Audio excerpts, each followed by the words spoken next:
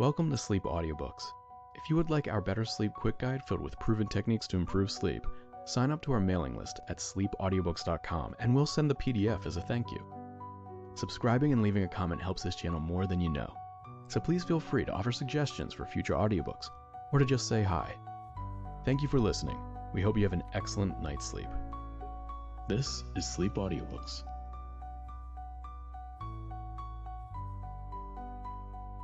Miss Santa Claus of the Pullman by Annie Fellows Johnston. Chapter 1. The last half hour had seemed endless to Willem, almost as long as the whole 4 years of his life. With his stubby little shoes drawn up under him and his soft bobbed hair flapping over his ears every time the rockers tilted forward, he sat all alone in the sitting room behind the shop, waiting and rocking. It seemed as if everybody at the junction wanted something that afternoon, thread or buttons or yarn, or the homemade doughnuts which helped out the slim stock of goods in the little notions store which had once been the parlor. And it seemed as if Grandma Neal never would finish waiting on the customers and come back to tell the rest of the story about the camels and the star. For no sooner did one person go out than another one came in. He knew by the tinkling of the bell over the front door every time it opened or shut. The door between the shop and the sitting room being closed, Willem could not hear much that was said, but several times he caught the word Christmas. And once somebody said Santa Claus in such a loud, happy-sounding voice that he slipped down from the chair and ran across the room to open the door a crack. It was only lately that he had begun to hear much about Santa Claus. Not until Libby started to school that fall did they know that there is such a wonderful person in the world. Of course, they had heard his name, as they had heard Jack Frost's, and had seen his picture in storybooks and advertisements, but they hadn't known that he was really true till the other children told Libby. Now, nearly every day she came home with something new she had learned about him. Willem must have known always about Christmas, though, for he still had a piece of a rubber dog which his father had sent him on his first one, and a teddy bear on his second. And while he couldn't recall anything about those first 2 festivals except what Libby told him, he could remember the last one perfectly. There had been a sled and a fire engine that wound up with a key, and Grandma Neal had made him some cookie soldiers with red cinnamon drop buttons on their coats. She wasn't his own grandmother, but she had taken the place of one to Libby and him all the years he had been in the world. Their father paid their board, to be sure, and sent them presents, and came to see them at long intervals when he could get away from his work. But that was so seldom that Willem did not feel very well acquainted with him. Not so well as Libby did. She was 3 years older, and could even remember a little bit about their mother before she went off to heaven to get well. Mrs. Neal wasn't like a real grandmother in many ways. She was almost too young, for one thing. She was always very brisk and very busy, and she frequently remarked she meant what she said, and she would be minded. That is why Willem turned the knob so softly that no one noticed for a moment that the door was ajar. A black-bearded man in a rough overcoat was examining a row of dolls which dangled by their necks from a line above the showcase. He was saying jokingly, "Well, Mrs. Neal, I'll have to be buying some of these gimcracks before long.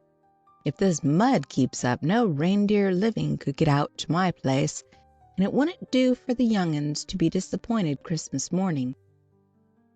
Then he caught sight of a section of a small boy peeping through the door, for all that showed of Will'm through the crack was a narrow strip of blue overalls which covered him from neck to ankles, a round pink cheek, and one solemn eye peering out from under his thatch of straight flaxen hair like a little Skye terrier's.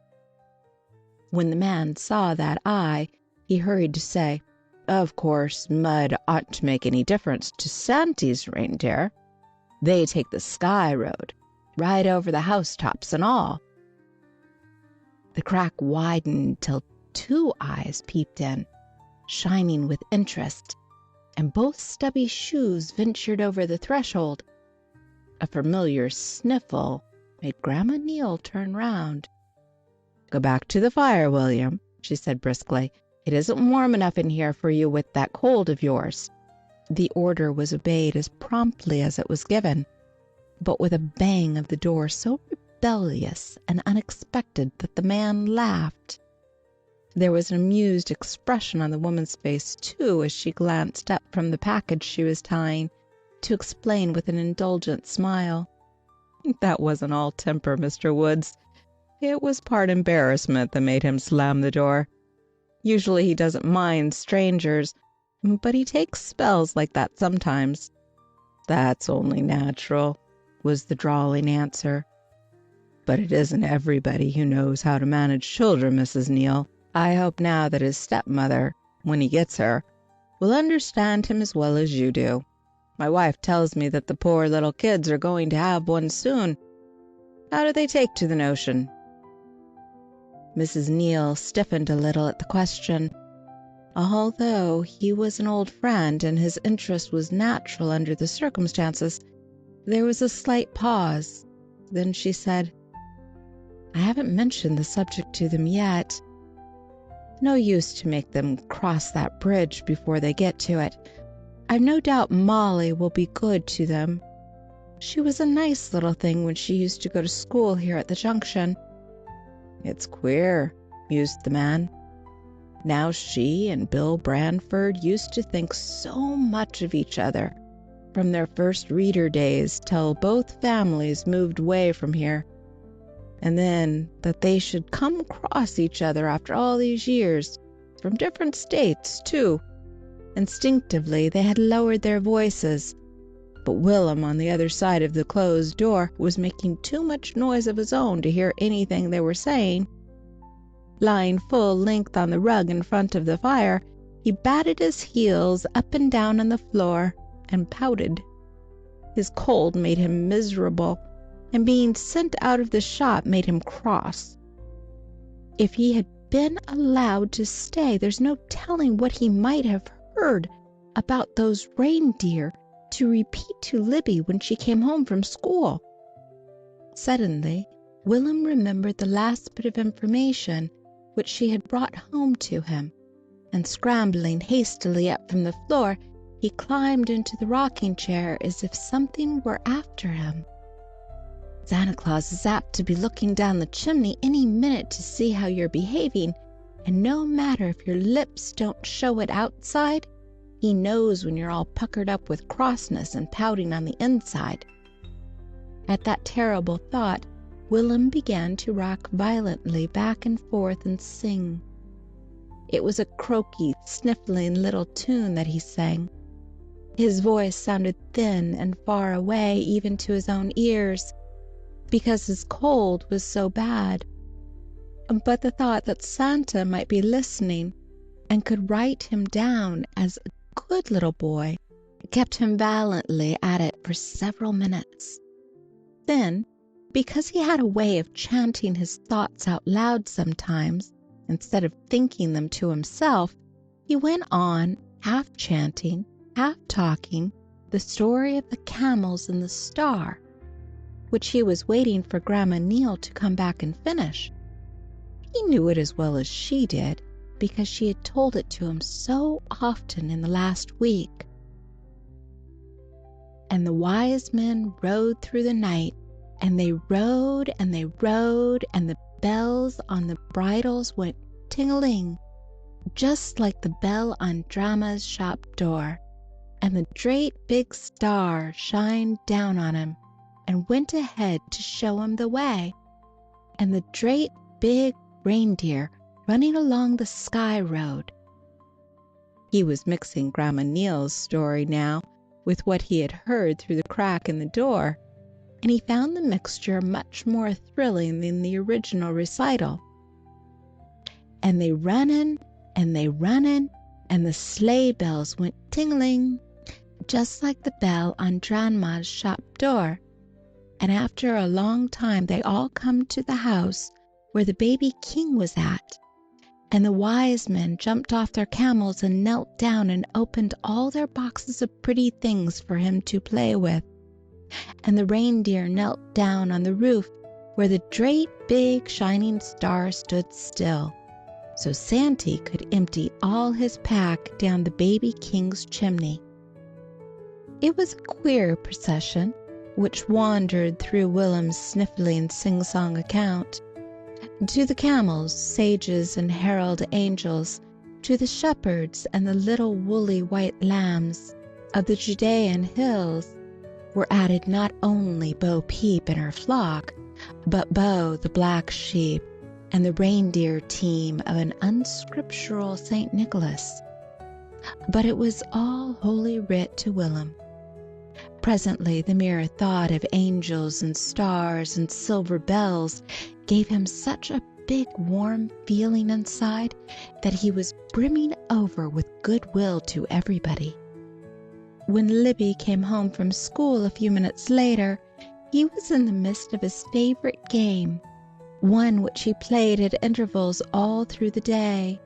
The game was Railroad Train, suggested naturally enough by the constant switching of cars and snorting of engines which went on all day and night at this busy junction. It was one in which he could be a star performer in each part, as he personated fireman, engineer, conductor, and passenger in turn. At the moment Libby came in, he was the engine itself, backing, puffing, and whistling, his arms going like piston rods, and his pursed up little mouth giving a very fair imitation of letting off steam. "Look out," he cried warningly. "You'll get runned over." But instead of heeding his warning, Libby planted herself directly in the path of the oncoming engine, ignoring so completely the part he was playing that he stopped short in surprise. Ordinarily she would have fallen in with the game, but now she seemed blind and deaf to the fact that he was playing anything at all. Usually, coming in the back way, she left her muddy overshoes on the latticed porch, her lunch basket on the kitchen table, her wraps on their particular hook in the entry. She was an orderly little soul, but today she came in, her coat half off, her hood trailing down her back by its strings, and her thin little tails of tightly braided hair fuzzy and untied from running bareheaded all the way home to tell the exciting news. She told it in gasps. "You can write letters to Santa Claus for whatever you want and put them up the chimney, and he gets them, and whatever you ask for he'll bring you if you're good." Instantly the engine was a little boy again, all a-tingle with his new delicious mystery of Christmastide.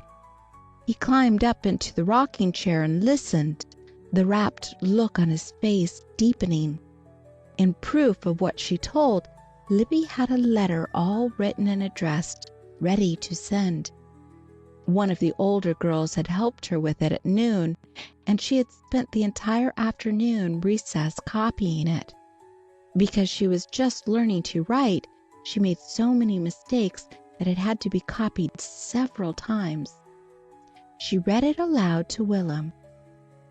"Dear Santa Claus, please bring me a little shiny gold ring like the one that Maud Peters wears.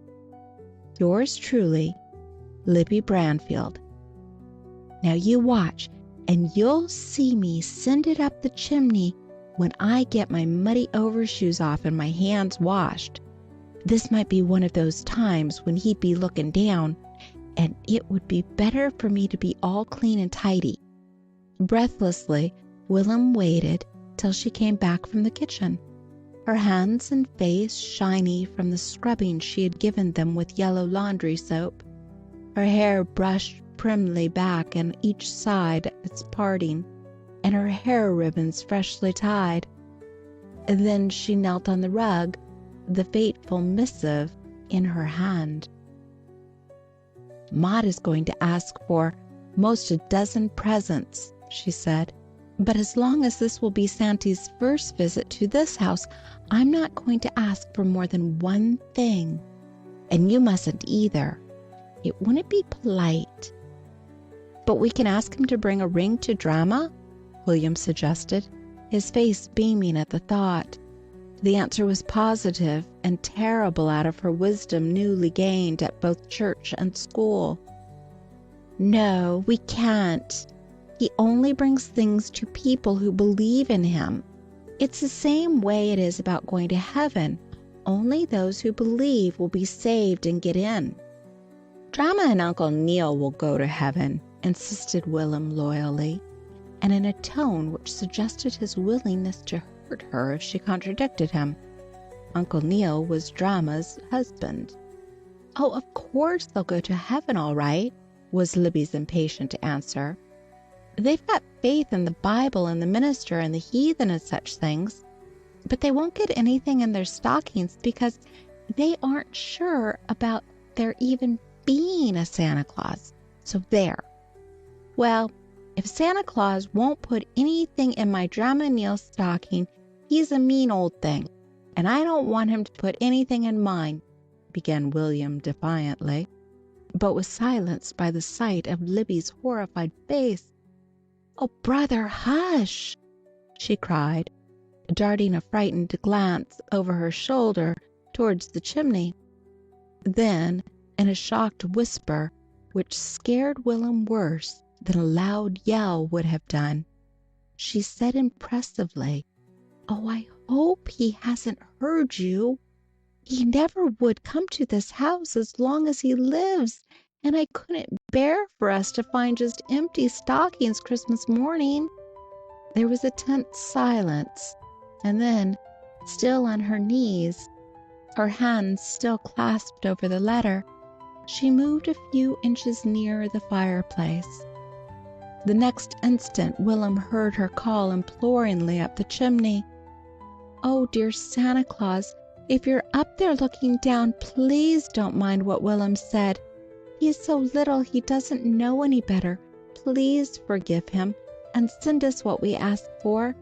For Jesus' sake, amen." Fascinated, Will'm watched the letter flutter up past the flames, drawn by the strong draught of the flue.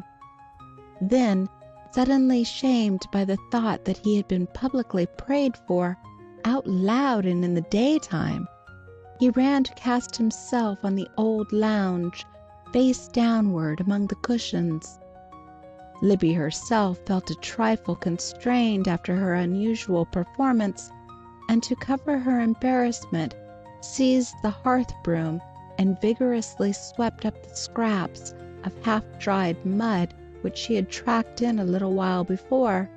Then she stood and drummed on the window pane a long time, looking out into the dusk, which always came so surprisingly fast these short winter days, almost the very moment after the sun dropped down behind the cedar trees.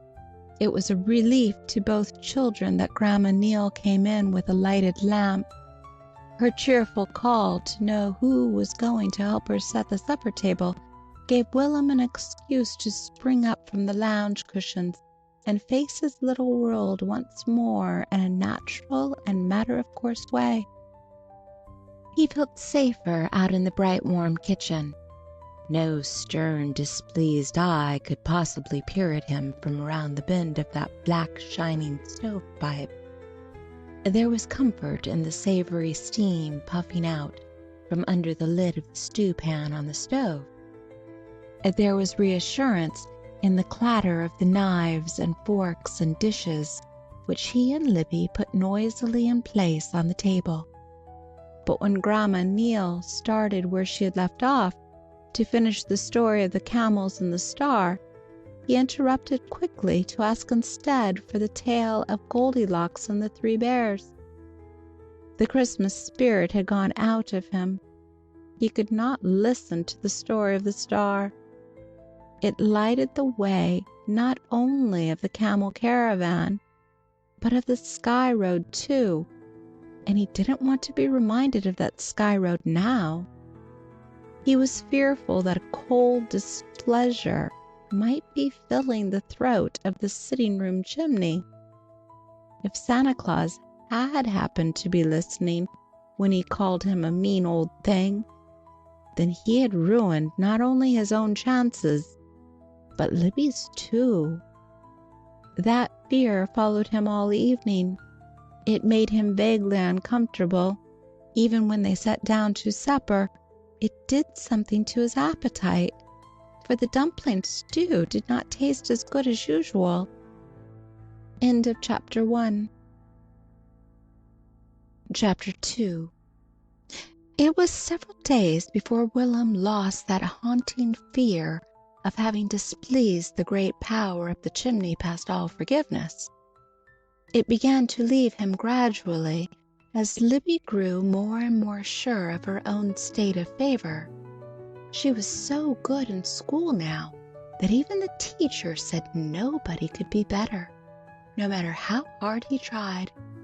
She stayed every day to help clean the blackboards and collect the pencils. She never missed a syllable, nor stepped off the line in spelling class, nor asked for a drink in lesson time. And she and Maud Peters had made it up between them not to whisper a single word until after Christmas.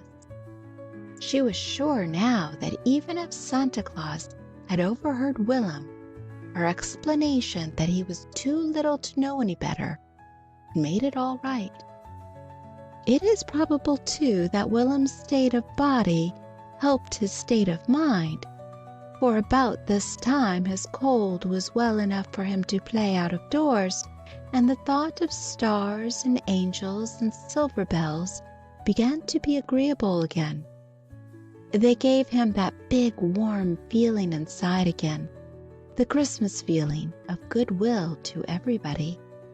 One morning he was sitting up on a post of the side yard fence when the passenger train number 4 came rushing into the station and was switched back on a side track right across the road from him. It was behind time and had to wait there for orders or till the Western Flyer passed it, or for some such reason. It was a happy morning for Will'm. There was nothing he enjoyed so much as having one of those long Pullman trains stop where he could watch it. Night after night, he and Libby flattened their faces against the sitting-room window to watch the 7 o'clock limited pass by. Through its brilliantly lighted windows, they loved to see the passengers at dinner. The white tables with their gleam of glass and shine of silver and glow of shaded lights seemed wonderful to them. More wonderful still was it to be eating as unconcernedly as if one were at home, with the train jiggling the tables while it leaped across the country at its highest speed. The people who could do such things must be wonderful too. There were times when passengers flattened their faces against the glass to see why the train had stopped, caught the gleam of a cheerful home window across the road, and holding shielded hands at either side of their eyes as they peered through the darkness, smiled to discover these 2 eager little watchers who counted the stopping of the Pullman at this junction as the greatest event of the day. Will'm and Libby knew nearly every engineer and conductor on the road by sight, and had their own names for them. The engineer on this morning train they called Mr. Smiley, because he always had a cheerful grin for them, and sometimes a wave of his big grimy hand. This time Mr. Smiley was too busy and too provoked by the delay to pay any attention to the small boy perched on the fence post. Some of the passengers, finding that they might have to wait half an hour or more, began to climb out and walk up and down the road past him. Several of them, attracted by the wares in the window of the little notion shop, which had once been a parlor, sauntered in and came out again, eating some of Grandma Neal's doughnuts. Presently Will'm noticed that everybody who passed a certain sleeping coach stooped down and looked under it. He felt impelled to look under it himself and discover why. So he climbed down from the post and trudged along the road, kicking the rocks out of his way with stubby little shoes already scuffed from much previous kicking. At the same moment the steward of the dining car stepped down from the vestibule platform and strolled towards him, with his hands in his trousers pocket. "Hello, son," he remarked good-humoredly in passing, giving an amused glance at the solemn child stuffed into a gray sweater and blue mittens, with a toboggan cap pulled down over his soft bobbed hair. Usually Will'm responded to such greetings. So many people came into the shop that he was not often abashed by strangers. But this time he was so busy looking at something that dangled from the steward's vest pocket that he failed to say hello back at him. It was what seemed to be the smallest gold watch he had ever seen, and it impressed him as very queer that the man should wear it on the outside of his pocket instead of on the inside. He stopped still in the road and stared at it until the man passed him. Then he turned and followed him slowly at a distance. A few rods further on, the steward stooped and looked under the coach, and spoke to a man who was out of sight, but who was hammering on the other side. A voice called back something about a hot box and cutting out that coach, and reminded of his original purpose, Will'm followed on and looked likewise. Although he squatted down and looked for a long time, he couldn't see a single box, only the legs of the man who was hammering on the other side. But just as he straightened up again, he caught the gleam of something round and shiningly golden, something no bigger than a quarter, laying almost between his feet. It was a tiny baby watch, like the one that swung from the steward's vest pocket. Thrilled by the discovery, Will'm picked it up and fondled it with both little blue mittens. It didn't tick when he held it to his ear, and he couldn't open it, but he was sure that Uncle Neal could open it and start it to going, and he was sure that it was the littlest watch in the world. It never occurred to him that finding it hadn't made it his own to have and to carry home, just like the rainbow-lined mussel shells that he sometimes picked up on the creek bank, or the silver dime he had once found in a wagon rut. Then he looked up to see the steward strolling back towards him again, his hands still in his trousers pockets. But this time no fascinating baby watch bobbed back and forth against his vest as he walked, and Will'm knew with a sudden stab of disappointment that was as bad as earache that the watch that he was fondling could never be his to carry home and show proudly to Uncle Neal. It belonged to the man. "Here," he said, holding it out in the blue mitten. "Well, I vow!" exclaimed the steward, looking down at his watch fob and then snatching the little disk of gold from the outstretched hand. "I wouldn't have lost that for hardly anything. It must have come loose when I stooped to look under the car. I think more of that than almost anything I've got. See?" And then Willem saw that it was not a watch, but a little locket made to hang from a bar that was fastened to a wide black ribbon fob. The man pulled out the fob, and there on the other end, where it had been in his pocket all the time, was a big watch, as big as Willem's fist. The locket flew open when he touched a spring, and there were 2 pictures inside, one of a lady and one of a jolly fat-cheeked baby. "Well, little man," exclaimed the steward, with a hearty clap on the shoulder that nearly upset him, "you don't know how big a favor you've done to me by finding that locket. You're just about the nicest boy I've come across yet. I'll have to tell Santa Claus about you. What's your name?" Willem told him and pointed across to the shop when asked where he lived. At the steward's high praise, Willem was ready to take the sky road himself when he heard that he was to be reported to the master of the reindeer as the nicest boy the steward had come across. His disappointment vanished so quickly that he even forgot that he had been disappointed. And when the steward caught him under the arms and swung him up the steps, saying something about finding an orange, he was thrilled with a wild, brave sense of adventure.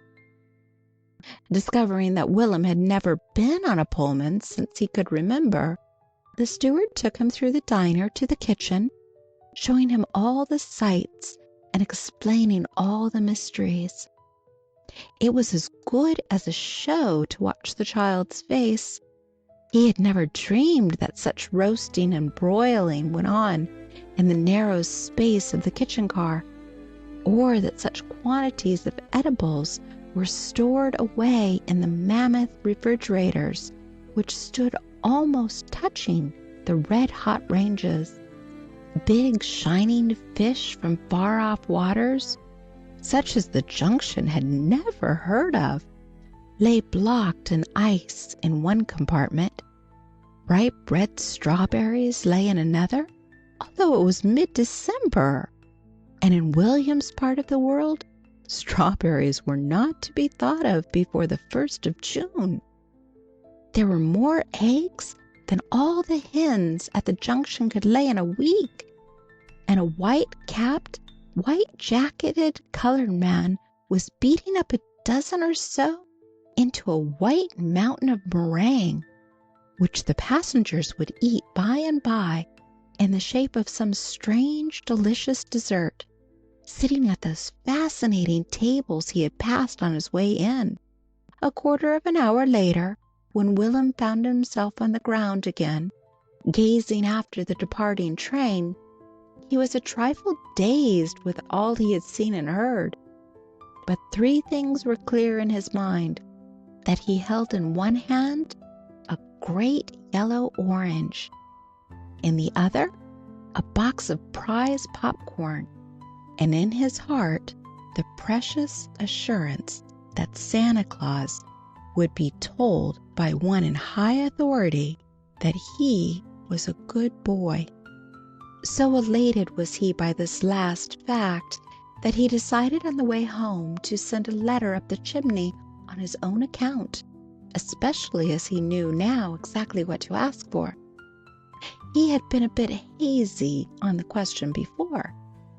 Now he knew beyond all doubt that what he wanted more than anything in the wide world was a ride on a Pullman car.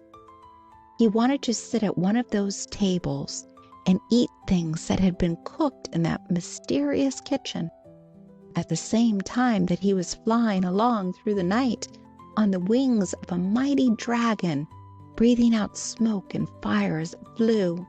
He went into the house by way of the shop so that he might make the bell go ting-a-ling. It was so delightfully like the bells on the camels, also like the bells on the sleigh, which would be coming before so very long to bring him what he wanted. Miss Sally Watts was sitting behind the counter crocheting. To his question of "Where's Grandma?" she answered without looking up. She and Mr. Neal have driven over to Westfield. They have some business at the courthouse. She said you're not to go off the place again till she gets back. I was to tell you when you came in. She looked everywhere to find you before she left, because she's going to be gone till late in the afternoon. Where have you been, anyhow?" Will'm told her. Miss Sally was a neighbor who often helped in the shop at times like this, and he was always glad when such times came. It was easy to tell Miss Sally things, and presently, when a few direct questions disclosed the fact that Miss Sally believed as he did, he asked her another question which had been puzzling him ever since he had decided to ask for a ride on the train. How can Santa put a ride in a stocking? "I don't know," answered Miss Sally, still intent on her crocheting. "But then I don't really see how he can put anything in, sleds or dolls or anything of the sort. He's a mighty mysterious man to me. But then probably he wouldn't try to put the ride in a stocking. He'd send the ticket or the money to buy it with, and he might give it to you beforehand and not wait for stocking hanging time, knowing how much you want it." All this from Miss Sally because Mrs. Neal just told her that the children were to be sent to their father the day before Christmas, and that they were to go on a Pullman car, because the ordinary coaches did not go straight through. The children were too small to risk changing cars, and he was too busy to come for them. Will'm stayed in the shop the rest of the morning, for Miss Sally, echoing the sentiment of everybody at the junction, felt sorry for the poor little fellow, who was soon to be sent away to a stepmother, and felt that it was her duty to do what she could toward making his world as pleasant as possible for him while she had the opportunity. Together they ate the lunch which had been left on the pantry shelves for them. Will'm helped set it out on the table, then went back into the shop with Miss Sally. But his endless questions got on her nerves after a while, she said, and she suddenly ceased to be the good company that she had been all morning. She mended the fire in the sitting room and told Will'm he'd better play in there till Libby came home. It was an endless afternoon, so long that after he had done everything that he could think of to pass the time, he decided he'd write his own letter and send it up the chimney himself. He couldn't possibly wait for Libby to come home and do it. He'd write a picture letter. It was easier to read pictures than print anyhow, at least for him.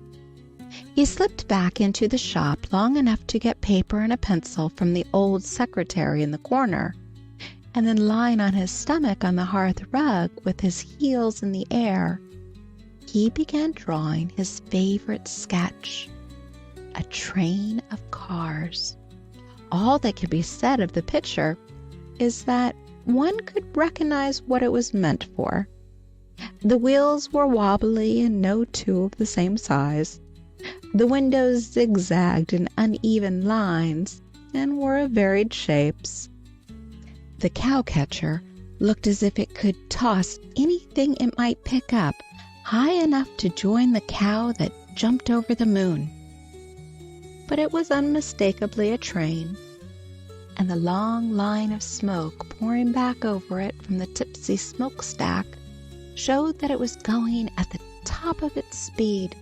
Despite the struggling, scratchy lines, any art critic must acknowledge that it had in it that intangible quality known as life and go. It puzzled Willem at first to know how to introduce himself into the picture so as to show that he was the one wanting a ride. Finally, on top of one of the cars, he drew a figure supposed to represent a boy, and after long thought, drew one just like it, except that the second figure wore a skirt. He didn't want to take the ride alone. He'd be almost afraid to go without Libby, and he knew very well that she'd like to go. She'd often played supposin' they were riding away off to the other side of the world on one of those trains which they watched nightly past the sitting-room window. He wished he could spell his name and hers. He knew only the letters with which each began, and he wasn't sure of either unless he could see the picture on the other side of the building block on which it was printed. The box of blocks was in the sitting-room closet. He brought it out, emptied it on the rug, and searched until he found the block bearing the picture of a lion. That was the king of beasts, and the L on the other side, which stood for lion, stood also for Libby. Very slowly and painstakingly, he copied the letter on his drawing, placing it directly across the girl's skirt so that there could be no mistake. Then he pawed over the blocks till he found the one with the picture of a whale.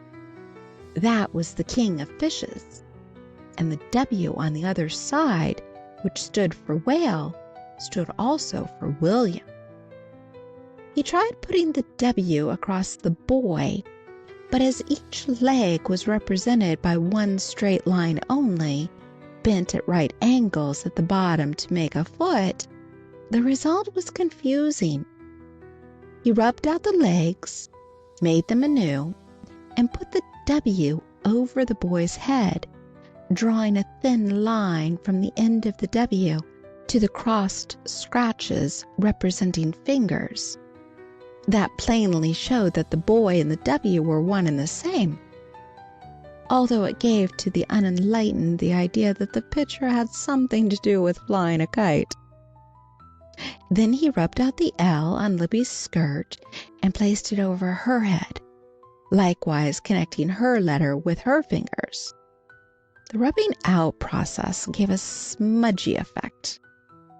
Willem was not satisfied with the result, and like a true artist who counts all labor as naught, which helps him towards that perfection which is his ideal, he laid aside the drawing as unworthy and began another.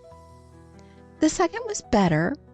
He accomplished it with a more certain touch and with no smudges, and filled with the joy of a creator, sat and looked at it a few minutes before starting it on its flight up the flue towards the sky road.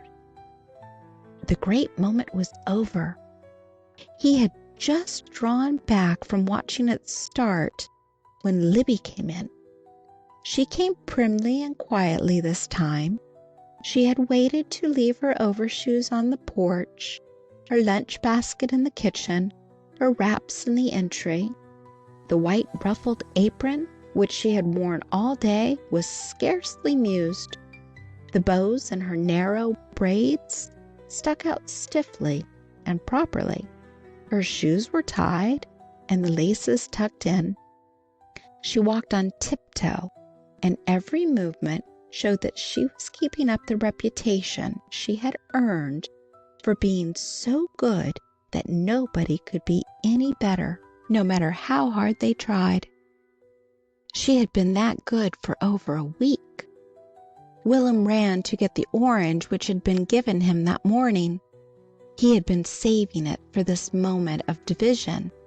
He had already opened the popcorn box and found the prize, a little china cup no larger than a thimble, and had used it at lunch, dipping a sip at a time from his glass of milk. The interest with which she listened to his account of finding the locket and being taken aboard the train made him feel like a hero.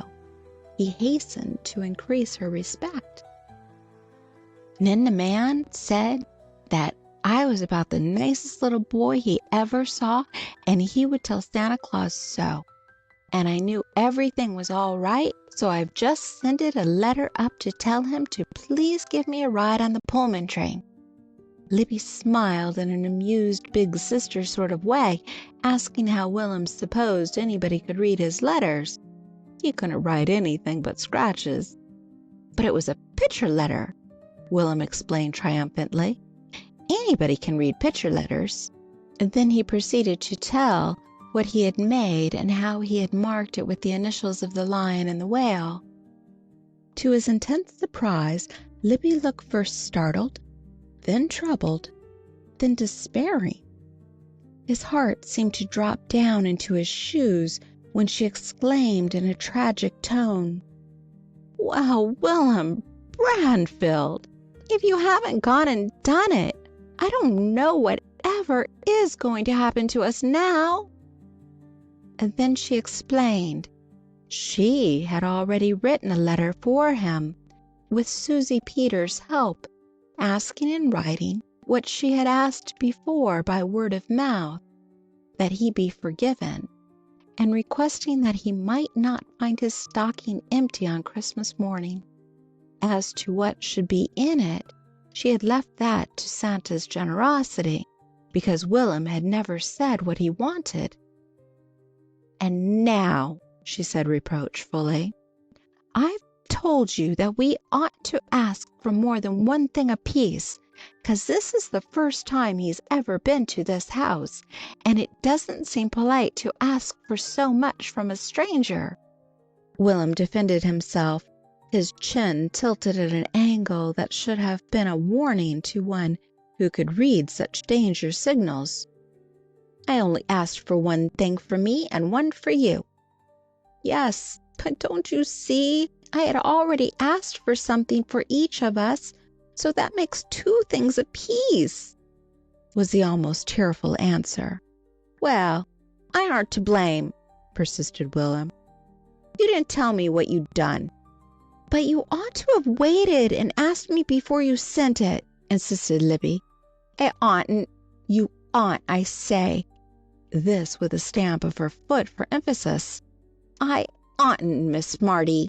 This time a saucy little tongue thrust itself out at her from William's mouth, and his face was screwed into the ugliest twist he could make.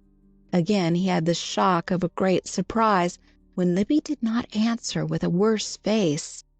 Instead, she lifted her head a little and said in a voice almost honey-sweet, but so loud that it seemed intended for other ears than Will'm's, "Very well. Have your own way, brother. But Santa Claus knows that I didn't want to be greedy and ask for 2 things." Will'm answered in what was fairly a shout, "And he knows that I didn't neither." The shout was followed by a whisper. "Say, Libby, do you suppose he heard that?" Libby's answer was a convincing nod. End of chapter 2. In chapter 3.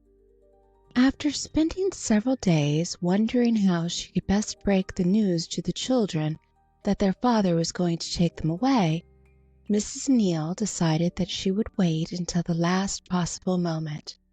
Then she would tell them that their father had a Christmas present for them, nicer than anything he had ever given them before.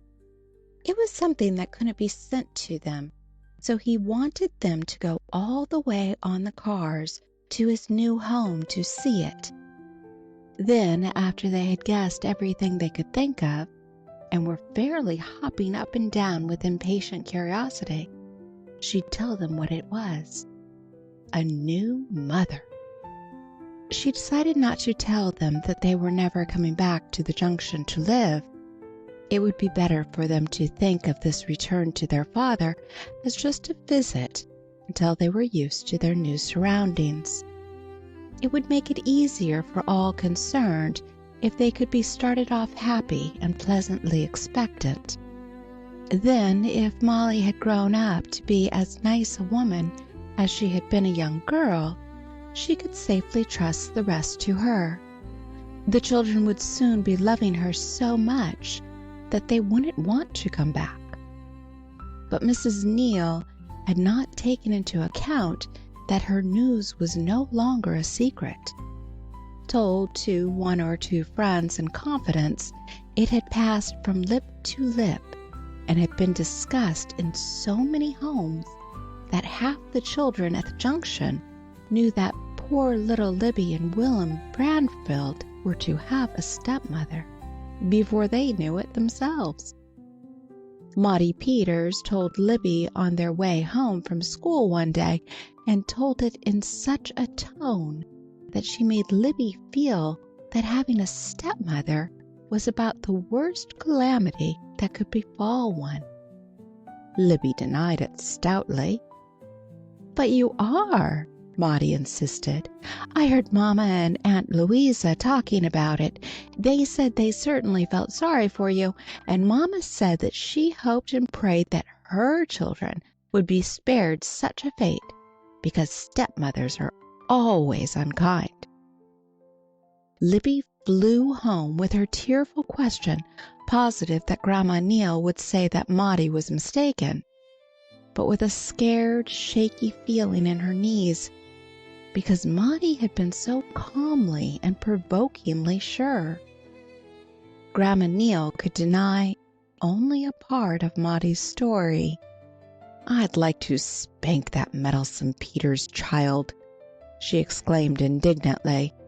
"Here I've been keeping it as a grand surprise for you that your father is going to give you a new mother for Christmas, and thinking what a fine time you'd have going on the cars to see them, and now Maudie has to go and tattle and tell it in such an ugly way that she makes it seem like something bad instead of the nicest thing that could happen to you. Listen, Libby."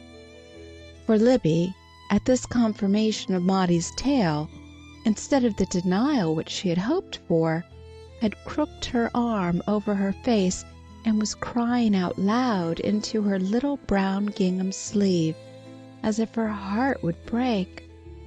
Mrs. Neal sat down and drew the sobbing child into her lap. "Listen, Libby," she said again. "This lady that your father has married used to live here at the junction when she was a little girl no bigger than you. Her name was Molly Blair, and she looked something like you, had the same hair color, and wore it in 2 little plaits just as you do. Everybody liked her. She was so gentle and kind, she wouldn't have done anything to hurt anyone's feelings any more than a little white kitten would. Your father was a boy then, and he lived here, and they went to school together and played together, just as you and Walter Gray do. He's known her all her life, and he knew very well when he asked her to take the place of a mother to his little children that she'd be dear and good to you. Do you think you could change so in growing up that you could be unkind to any little child that was put in your care? No," sobbed Libby. "And neither could she," was the emphatic answer. "You can just tell Maudie Peters that she doesn't know what she is talking about." Libby repeated the message next day, emphatically and defiantly, with her chin in the air. That talk with Grandma Neal and another longer one which followed at bedtime helped her to see things in their right light. Besides, several things which Grandma Neal told her made a visit to her father seem quite desirable. It would be fine to be in a city where there was something interesting to see every minute. She knew from other sources that in a city you might expect a hand organ and a monkey to come down the street almost any day, and it would be grand to live in a house like the one they were going to, with an upstairs to it and a piano in the parlor. But despite Mrs. Neal's efforts to set matters straight, the poison of Maudie's suggestion had done its work. Willem had been in the room when Libby had come home with her question, and the wild way she broke out crying made him feel that something awful was going to happen to them. He had never heard of a stepmother before.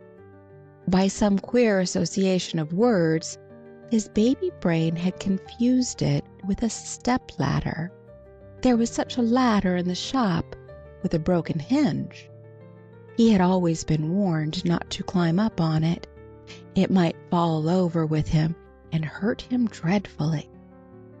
Even when everything had been explained to him, and he agreed that it would be lovely to take that long ride on the Pullman to see his poor father, who was so lonely without his little boy, the poison of Maudie's suggestion still stayed with him. Something, he didn't know exactly what, but something was going to fall with him and hurt him dreadfully if he didn't look out. It's strange how much there is to learn about persons after you once begin to hear of them. It had been that way about Santa Claus. They had scarcely known his name, and then all of a sudden they heard so much that instead of being a complete stranger, he was a part of everything they said and did and thought. Now they were learning just as fast about stepmothers. Grandma and Uncle Neil and Miss Sally told them a great deal, all good things, and it was surprising how much else they had learned that wasn't good. Just by the wag of someone's head, or a shrug of the shoulders, or the pitying way some of the customers spoke to them. When Libby came crying home from school the second time, because one of the boys called her Cinderella and told her she would have to sit in the ashes and wear rags, and another one said no, she'd be like Snow White and have to eat poisoned apples, Grandma Neal was so indignant that she sent after Libby's books, saying that she would not be back at school any more. Next day Libby told Willem the rest of what the boys had said to her. All the stepmothers in stories are cruel like Cinderellas and Snow Whites, and sometimes they are cruel. They are always cruel when they have a tusk. Susie Peters told her what a tusk is and showed her a picture of a cruel hag that had one. It's an awful long, ugly tooth that sticks away out of the side of your mouth like a pig's. It was a puzzle for both Libby and Willem to know whom to believe. They had sided with Maudie and the others in their faith in Santa Claus. How could they tell but that Grandma and Uncle Neil might be mistaken about their belief in stepmothers, too? Fortunately, there were not many days in which to worry over the problem, and the few that lay between the time of Libby's leaving school and their going away were filled with preparations for the journey. Of course, Libby and Willem had little part in that, except to collect the few toys they owned and lay them beside the trunk which had been brought down from the attic to the sitting room. Libby had a grand washing of doll clothes one morning, and while she was hanging out the tiny garments on a string stretched from one chair back to another, Willem proceeded to give his old teddy bear a bath in the suds which she had left in the basin. Plush does not take kindly to soap suds, no matter how much it needs it. It would have been far better for poor Teddy to have started on his travels dirty than to become the pitiable, bedraggled-looking object that Libby snatched from the basin some time later, where Willem put him to soak. It seemed as if the soggy cotton body would never dry sufficiently to be packed in the trunk, and Willem would not hear of it being left behind, although it looked so dreadful that he didn't like to touch it. So it hung by a cord around its neck in front of the fire for 2 whole days, and everybody who passed it gave the cord a twist so that it kept turning like a roast on a spit. There were more errands than usual to keep the children busy, and more ways in which they could help. As Christmas drew nearer and nearer, everybody was needed in the shop every minute, and Mrs. Neal had her hands full with the extra work of looking over their clothes and putting every garment in order. Besides, there was all the holiday baking to fill the shelves in the shop as well as in her own pantry. So the children were called upon to set the table and help wipe the dishes. They dusted the furniture within their reach and fed the cat. They brought in chips from the woodhouse and shelled corn by the basketful for the old gray hens. And every day they carried the eggs very slowly and carefully from the nests to the pantry and put them one by one into the box of bran on the shelf. Then, several mornings, all specially scrubbed and clean aproned for the performance, they knelt on chairs by the kitchen table and cut out rows and rows of little Christmas cakes from the sheets of smoothly rolled dough on the floury cake boards. There were hearts and stars and cats and birds and all sorts of queer animals. Then after the baking, there were delightful times when they hung breathlessly over the table, watching while scallops of pink or white icing were zigzagged around the stars and hearts, and pink eyes were put on the beasts and birds. Then, of course, the bowls which held the candied icing always had to be scraped clean by busy little fingers that went from bowl to mouth and back again, almost as fast as a kitten could lap with its pink tongue. Oh, those last days in the old kitchen and sitting room behind the shop were the best days of all, and it was good that Will'm and Libby were kept so busy every minute that they had no time to realize that they were last days, and that they were rapidly coming to an end. It was not until the last night that Will'm seemed to comprehend that they were really going away the next day. He had been very busy helping get supper, for it was the kind that he specially liked. Uncle Neal had brought in a rabbit already skinned and dressed, which had been trapped that afternoon, and Will'm had gone round the room for nearly an hour, sniffing hungrily while it sputtered and browned in the skillet, smelling more tempting and delectable every minute. And he had watched while Grandma Neal lifted each crisp, brown piece up on a fork and laid it on the hot waiting platter, and then stirred into the skillet the things that go to the making of a delicious cream gravy. Suddenly, in the ecstasy of anticipation, William was moved to throw his arms round Grandma Neal's skirts, gathering them in about her knees in such a violent hug that he almost upset her. "Oh, Rabbit Dravy!"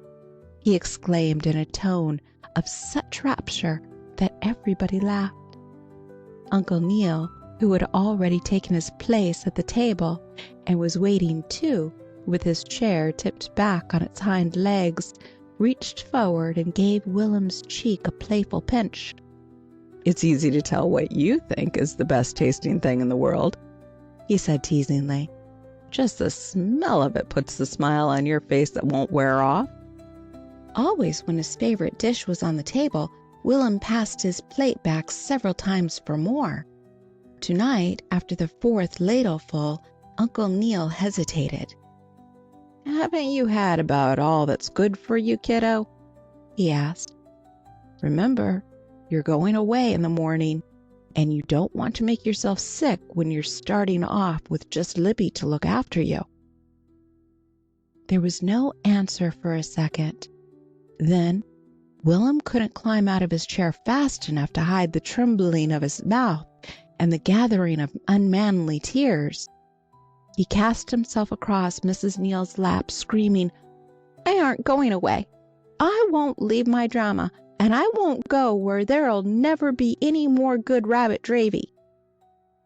They quieted him after a while, and comforted him with promises of the time when he should come back and be their little boy again. But he did not romp around as usual when he started to bed. He realized that when he came again, maybe the little crib bed would be too small to hold him, and things would never be the same again. Libby was quiet and inwardly tearful for another reason. They were to leave the very day on the night of which people hung up their stockings. Would Santa Claus know of their going and follow them? Willem would be getting what he asked for, a ride on the Pullman. But how was she to get her gold ring?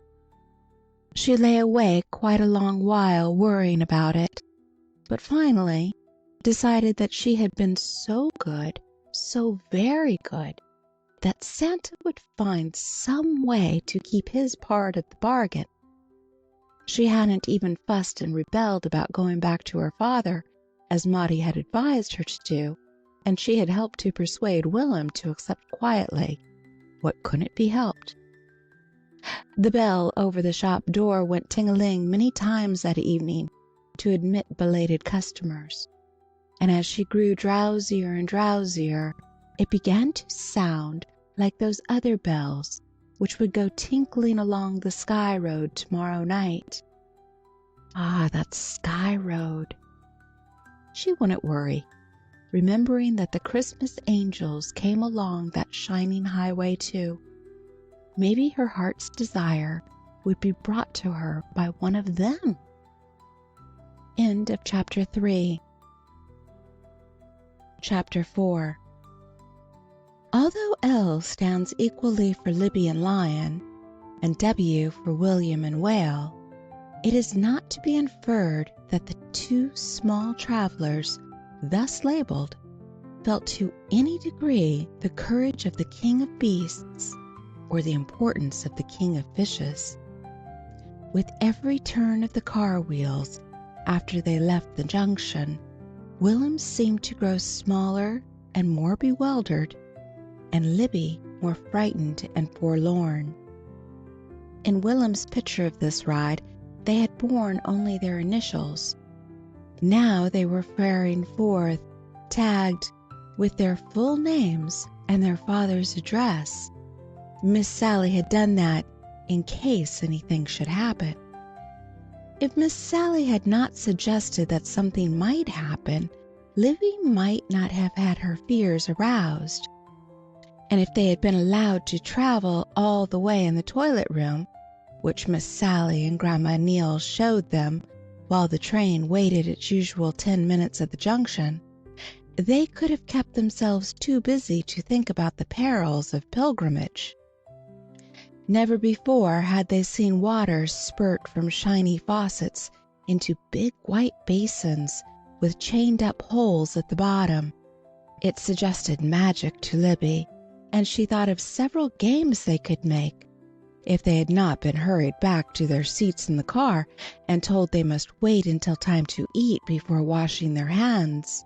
"I thought it best to tell them that," said Miss Sally, as she and Mrs. Neal went slowly back to the shop, "or Libby might have had most of the skin scrubbed off her and Willem before night. And I know he'd drink the water cooler dry just for the pleasure of turning it into his new drinking cup you gave him, if he hadn't been told not to. Well, they're off, and so interested in everything that I don't believe they realized they were starting. There wasn't time for them to think that they were really leaving you."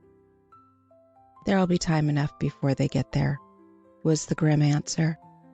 "I shouldn't wonder if they both get to crying." Then, for fear that she should start to doing that same thing herself, she left Miss Sally to attend to the shop and went briskly to work, putting the kitchen to rights. She had left the breakfast dishes until after the children's departure, for she had much to do for them, besides putting up 2 lunches. They left at 10 o'clock, and could not reach their journey's end before 8:30 that night. So both dinner and supper were packed in the big pasteboard box that had been stowed away under the seat with their suitcase. Miss Sally was right about one thing. Neither child realized at first that the parting was final, until the little shop was left far behind. The novelty of their surroundings, and their satisfaction at being really on board one of the wonderful cars which they had watched daily from the sitting-room window, made them feel that their best supposing game had come true at last. But they hadn't gone 5 miles until the landscape began to look unfamiliar. They had never been in this direction before, toward the hill country. Their drives behind Uncle Neil's old gray mare had always been the other direction. 5 miles more, and they were strangers in a strange land. 15 miles, and they were experiencing the bitterness of exiles from home, whom splendor dazzles in vain. There was no charm left in the luxurious Pullman, with its gorgeous red plush seats and shining mirrors. All the people they could see over the backs of those seats or reflected in those mirrors were strangers. It made them even more lonely and aloof because the people did not seem to be strangers to each other. All up and down the car they talked and joked, as people in this free and happy land always do when it's the day before Christmas and they are going home, whether they know each other or not.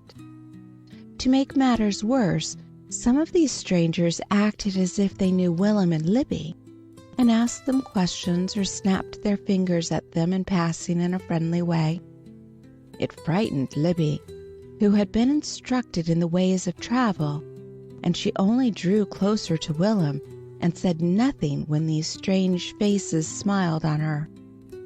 Presently, William gave a little muffled sob, and Libby put her arm around his neck. It gave him a sense of protection, but it also started the tears which he had been fighting back for several minutes, and drawing himself up into a bunch of misery close beside her, he cried softly, his face hidden against her shoulder. If it had been a big, capable shoulder, such as he was used to going to for comfort, the shower would have been over soon, but he felt its limitations. It was little and thin, only 3 years older and wiser than his own, as a support through unknown dangers, not much to depend upon. Still, it was all he had to cling to, and he clung broken-heartedly and with scalding tears. As for Libby, she was realizing its limitations far more than he. His sobs shook her every time they shook him, and she could feel his tears hot and wet on her arm through her sleeve. She started to cry herself, but fearing that if she did, he might begin to roar, so that they would be disgraced before everybody in the car, she bravely winked back her own tears and took an effective way to dry his. Miss Sally had told them not to wash before it was time to eat, but of course Miss Sally had not known that Willem was going to cry and smudge his face all over till it was a sight. If she couldn't stop him somehow, he'd keep on till he was sick, and she'd been told to take care of him. The little shoulder humped itself in a way that showed some motherly instinct was teaching it how to adjust itself to its new burden of responsibility, and she said in a comforting way, "Come on, brother, let's go and try what it's like to wash in that big white basin with the chained-up hole in the bottom of it." There was a bowl apiece, and for the first 5 minutes their hands were white ducks swimming in a pond.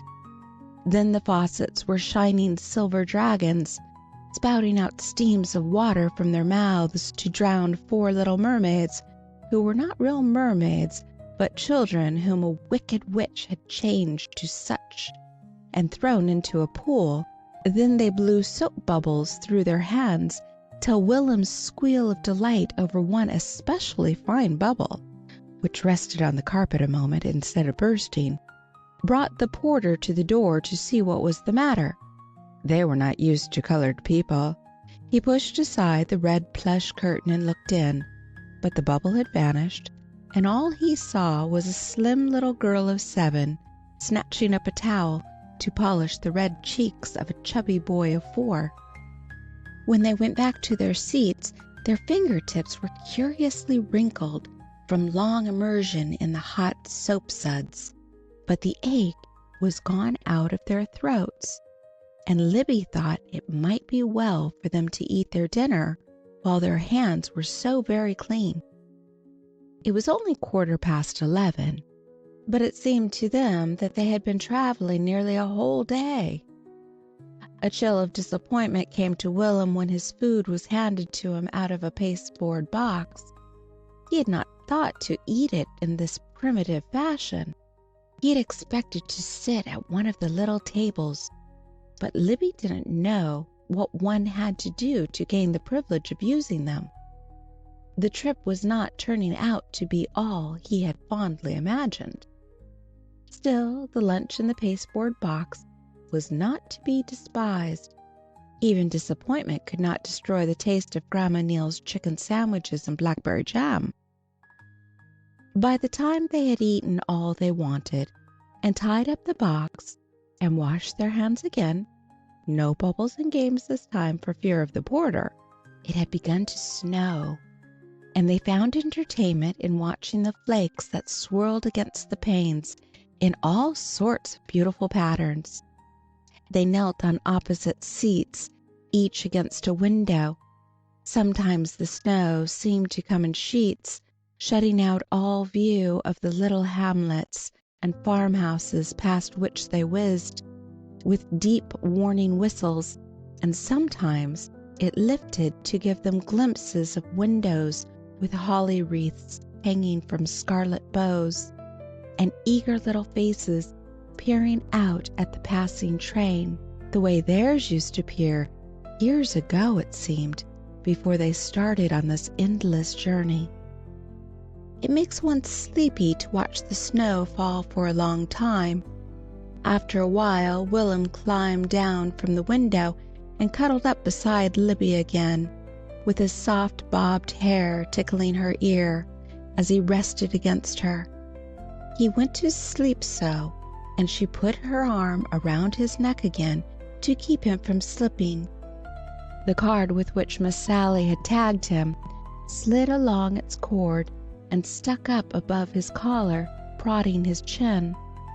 Libby pushed it back out of sight and felt under her dress for her own. They must be kept safely in case something should happen. She wondered what Miss Sally meant by that. What could happen? Their own Mr. Smiley was on the engine, and the conductor had been asked to keep an eye on them. Then her suddenly awakened fear began to suggest answers. Maybe something might keep her father from coming to meet them. She and Willem wouldn't know what to do or where to go. They'd be lost in a great city like the little match girl was on Christmas Eve, and they'd freeze to death on some stranger's doorstep. There was a picture of the match girl thus frozen in the Hans Andersen book, which Susie Peters kept in her desk at school.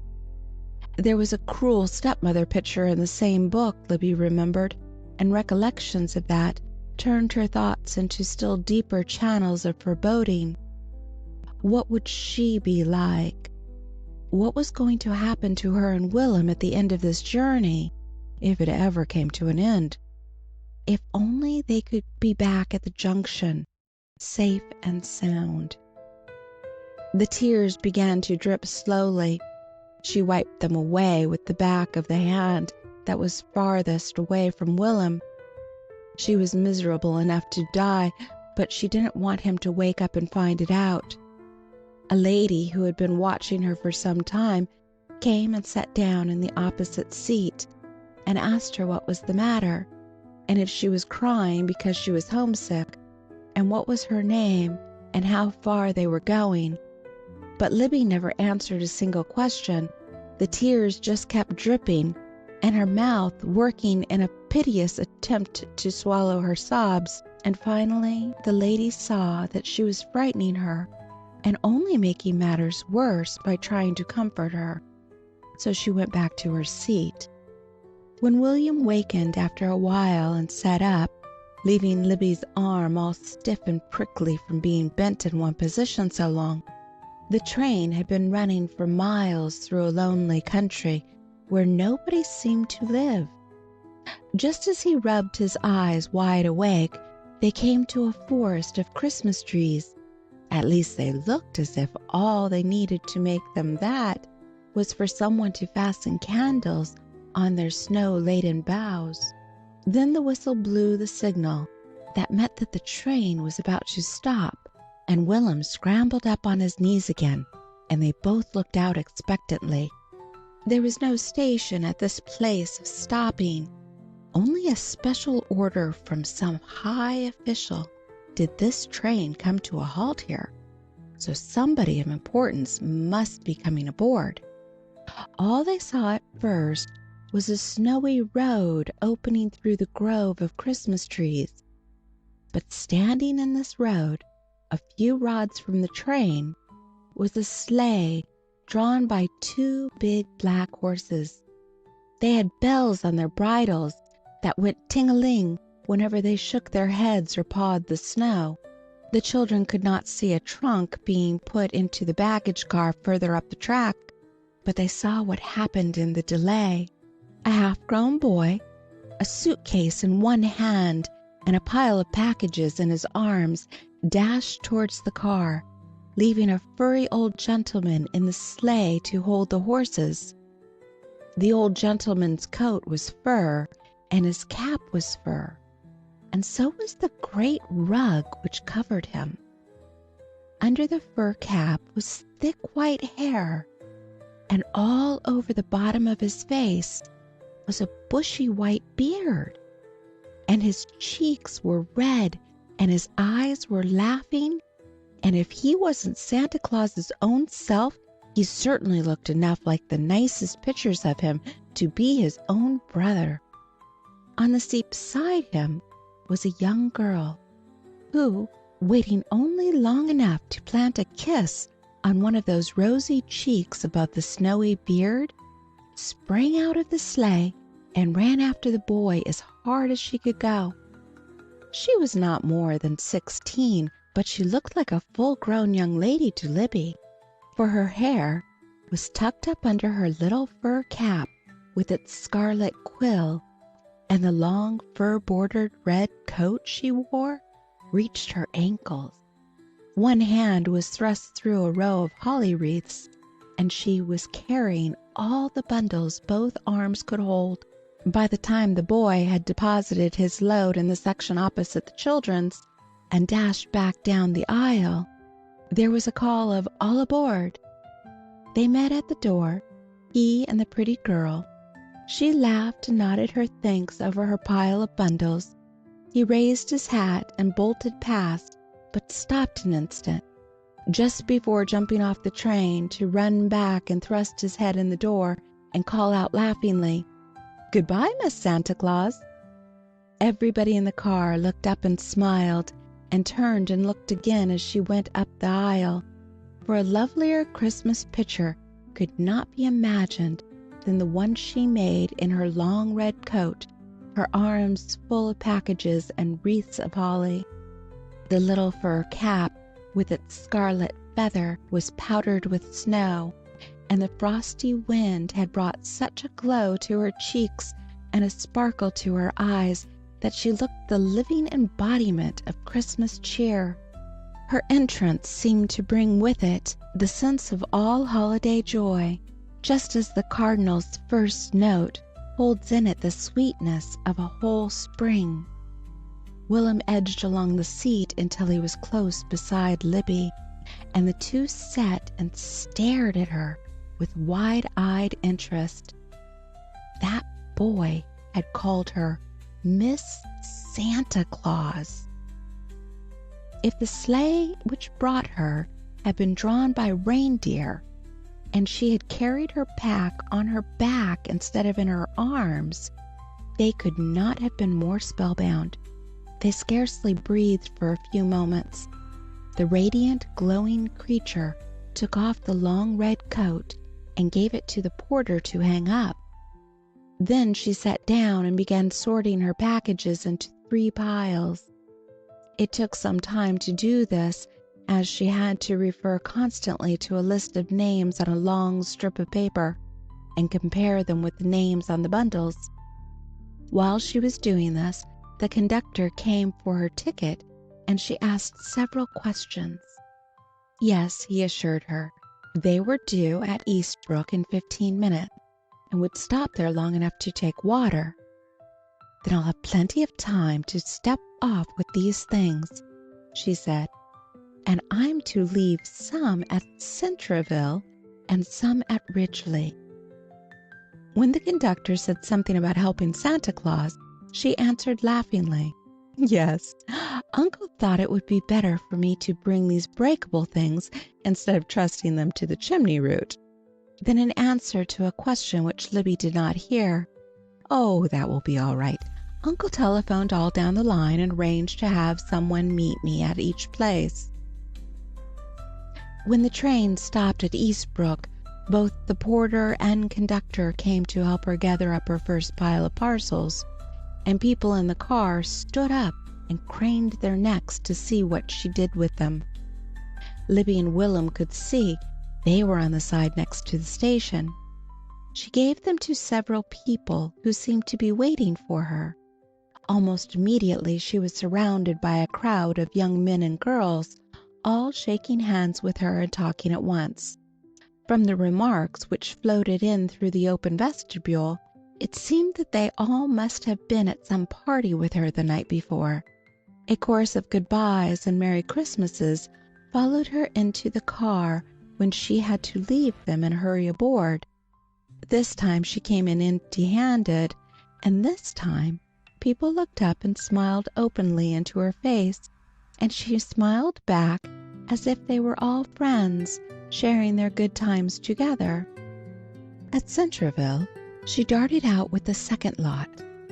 Farther down, a number of people were leaving the day coaches, but no one was getting off the Pullman. She did not leave the steps, but leaned over and called to an old colored man who stood with a market basket on his arm. "This way, Mose, quick!" Then Will'm and Libby heard her say, "Tell old Miss that Uncle Norse sent this holly. He wanted her to have it because it grew on his own place and is the finest in the country. Don't knock the berries off, and do be careful of this biggest bundle. I wouldn't have it broken for anything. And, oh yes, Mose," this in a lower tone, "this is for you." What it was that passed from the little white hand into the old worn brown one of the old servitor was not discovered by the interested audience inside the car, but they heard a chuckle so full of pleasure that some of them echoed it unconsciously. "Lord bless you, Lil Miss, you sure is the flower of the Santa Claus family." When she came in this time, a motherly old lady near the door stopped her, and smiling up at her through friendly spectacles, asked if she were going home for Christmas. "Yes," was the enthusiastic answer, "and you know what that means to a freshman, her first homecoming after her first term away at school. I should have been there 4 days ago. Our vacation began last Friday, but I stopped over for a house party at my cousin's. I was wild to get home, but I couldn't miss this visit, for she's my dearest chum as well as my cousin, and last night was her birthday. Maybe you noticed all those people who met me at Eastbrook. They were at the party." "That was nice," answered the little old lady, bobbing her head. "Very nice, my dear. And now you'll be getting home at the most beautiful time in all the year." "Yes, I think so," was the happy answer. "Christmas Eve to me always means going around with Father to take presents, and I wouldn't miss it for anything in the world. I'm glad there's enough snow this year for us to use the sleigh. We had to take the auto last year, and it wasn't half as much fun." Libby and Willem scarcely moved after that, all the way to Ridgely, nor did they take their eyes off her. Mile after mile they rode, barely batting an eyelash, staring at her with unabated interest. At Ridgely, she handed off all the rest of the packages and all of the holly wreaths but 2. These she hung up out of the way over her windows. Then, taking out a magazine, settled herself comfortably on the end of the seat to read. On her last trip up the aisle, she had noticed the wistful, unsmiling faces of her little neighbors across the way, and she wondered why it was that the only children in the coach should be the only ones who seemed to have no share in the general joyousness. Something was wrong, she felt sure, and while she was cutting the leaves of the magazine, she stole several glances in their direction. The little girl had an anxious pucker of the brows, sadly out of place in a face that had not yet outgrown its baby innocence of expression. She looked so little and lorn and troubled about something that Miss Santa Claus made up her mind to comfort her as soon as she had an opportunity. She knew better than to ask for her confidence, as the well-meaning lady had done earlier in the day. When she began to read, Willem drew a long breath and stretched himself. There was no use watching now when it was evident that she wasn't going to do anything for a while, and sitting still so long had made him fidgety. He squirmed off the seat and up into the next one, unintentionally wiping his feet on Libby's dress as he did so. It brought a sharp reproof from the overwrought Libby, and he answered back in the same spirit. Neither was conscious that their voices could be heard across the aisle above the noise of the train. The little fur cap with the scarlet feather bent over the magazine without the slightest change in posture. But there was no more turning of pages. The piping, childish voices were revealing a far more interesting story than the printed one the girl was scanning. She heard her own name mentioned. They were disputing about her. Too restless to sit still, and with no way in which to give vent to his all-consuming energy, Willem was ripe for a squabble. It came very soon, and out of many allusions to past and present, and dire threats as to what might happen to him at the end of the journey if he didn't mind his ways. The interested listener gathered the principal facts in their history. The fuss ended in a shower of tears on Willem's part, and the consequent smudging of his face with his grimy little hands, which wiped them away, so that he had to be escorted once more behind the curtain to the shining faucets and the basin with the chained-up hole at the bottom. When they came back, Miss Santa Claus had put away her magazine and taken out some fancy work. All she seemed to be doing was winding some red yarn over a pencil, around and around and around. But presently she stopped and tied 2 ends with a jerk and went snip, snip with her scissors, and there in her fingers was a soft, fuzzy ball. When she had snipped some more and trimmed it all over, smooth and even, it looked like a little red cherry. In almost no time she had 2 wool cherries laying in her lap. She was just beginning the 3rd when the big ball of yarn slipped out of her fingers and rolled across the aisle, right under Libby's feet. She sprang to pick it up and take it back. "Thank you, dear," was all that Miss Santa Claus said, but such a smile went with it that Libby, smoothing her skirts over her knees as she primly took her seat again, felt happier than she had since leaving the junction. It wasn't 2 minutes till the ball slipped and rolled away again. This time Will'm picked it up, and she thanked him in the same way. But very soon, when both scissors and ball spilled out of her lap and Libby politely brought her one and Will'm the other, she did not take them. "I wonder," she said, "if you children couldn't climb up here on the seat with me and hold this old Jack and Jill of a ball and scissors. Every time one falls down and almost breaks its crown, the other goes tumbling after. I'm in such a hurry to get through. Couldn't you stay and help me a few minutes?"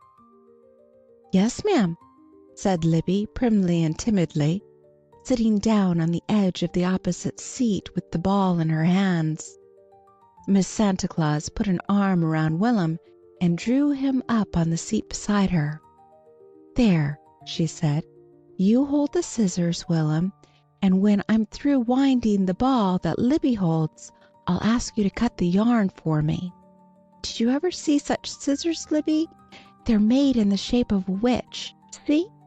She sits upon the handles, and when the blades are closed, they make the peak of her long pointed cap. They came from the old witch town of Salem." Libby darted a half-frightened look at her. She had called them both by their name. Had she been listening down the chimney too? And those witch scissors, they looked as if they might be a charm to open all sorts of secrets. Maybe she knew some charm to keep stepmothers from being cruel. Oh, if she only dared to ask. Of course, Libby knew that one mustn't pick up with strangers and tell them things. Miss Sally had warned her against that. But this was different. Miss Santa Claus was more than just a person. If Pan were to come piping out of the woods, who, with any music in him, would not respond with all his heart to the magic call? If Tatiana were to beckon with her gracious wand, who would not be drawn into her charmed circle gladly? So it was these two little wayfarers heard the call and swayed to the summons of one who not only shed the influence, but shared the name of the wonderful spirit of Yule. End of Chapter 4. Chapter 5. With Libby to hold the ball and unwind the yarn as fast as it was needed, and Will'm to cut it with the witch scissors every time Miss Santa Claus said snip, it was not long before half a dozen little wool cherries lay in her lap. Then they helped twist the yarn into cords on which to tie the balls, and watched with eyes that never lost a movement of her deft fingers while she fastened the cords to the front of a red crocheted jacket, which she took from her suitcase. "There!" she exclaimed, holding it up for them to admire. "That is to go in the stocking of a poor little fellow no larger than Will'm. He's lame and has to stay in bed all the time, and he asked Santa Claus to bring him something soft and warm to put on when he is propped up in bed to look at his toys." Out of a dry throat, Libby at last brought up the question she had been trying to find courage for. "Is Santa Claus your father?" "No, Father and Uncle Norse are so much like him that people often get them all mixed up, just as they do twins. And since Uncle Santa has grown so busy, he gets Father to attend to a great deal of his business. In fact, our whole family has to help. He couldn't possibly get around to everybody as he used to when the cities were smaller and fewer. Lately he has been leaving more and more of his work to us. He's even taken to adopting people into his family so that they can help him. In almost every city in the world now, he has an adopted brother or sister or relative of some sort, and sometimes children not much bigger than you ask to be counted as members of his family. It's so much fun to help." Libby pondered over this news a moment before she asked another question. "Then does he come to see them and tell them what to do?" "No, indeed. Nobody ever sees him. He just sends messages, something like wireless telegrams. You know what they are?" Libby shook her head. She had never heard of them. Miss Santa Claus explained. "And his messages pop into your head just that way," she added. "I was as busy as I could be one day studying my algebra lesson when all of a sudden, pop, came the thought into my head that little Jamie Fitch wanted a warm red jacket to wear when he sat up in bed, and that Uncle Santa wanted me to make it. I went downtown that very afternoon and bought the wool, and I knew that I was not mistaken by the way I felt afterward. So glad and warm and Christmassy. That's why all his family love to help him. He gives them such a happy feeling while they are doing it." It was Willem's turn now for a question. He asked it abruptly, with a complete change of base. "Did you ever see a stepmother?" "Yes, indeed, and Cousin Rosalie has one. She's Uncle Norse's wife. I've just been visiting them." "Has she got a tush?" What?" was the astonished answer. "He means a tusk," explained Libby. "All the cruel ones have 'em, Susie Peters says. Sticking out this way, like a pig's," Willem added eagerly, at the same time pulling his lip down at one side to show a little white tooth in the place where the dreadful fang would have grown had he been the cruel creature in question. "Mercy, no!" was the horrified exclamation. "That kind live only in fairy tales, along with ogres and giants.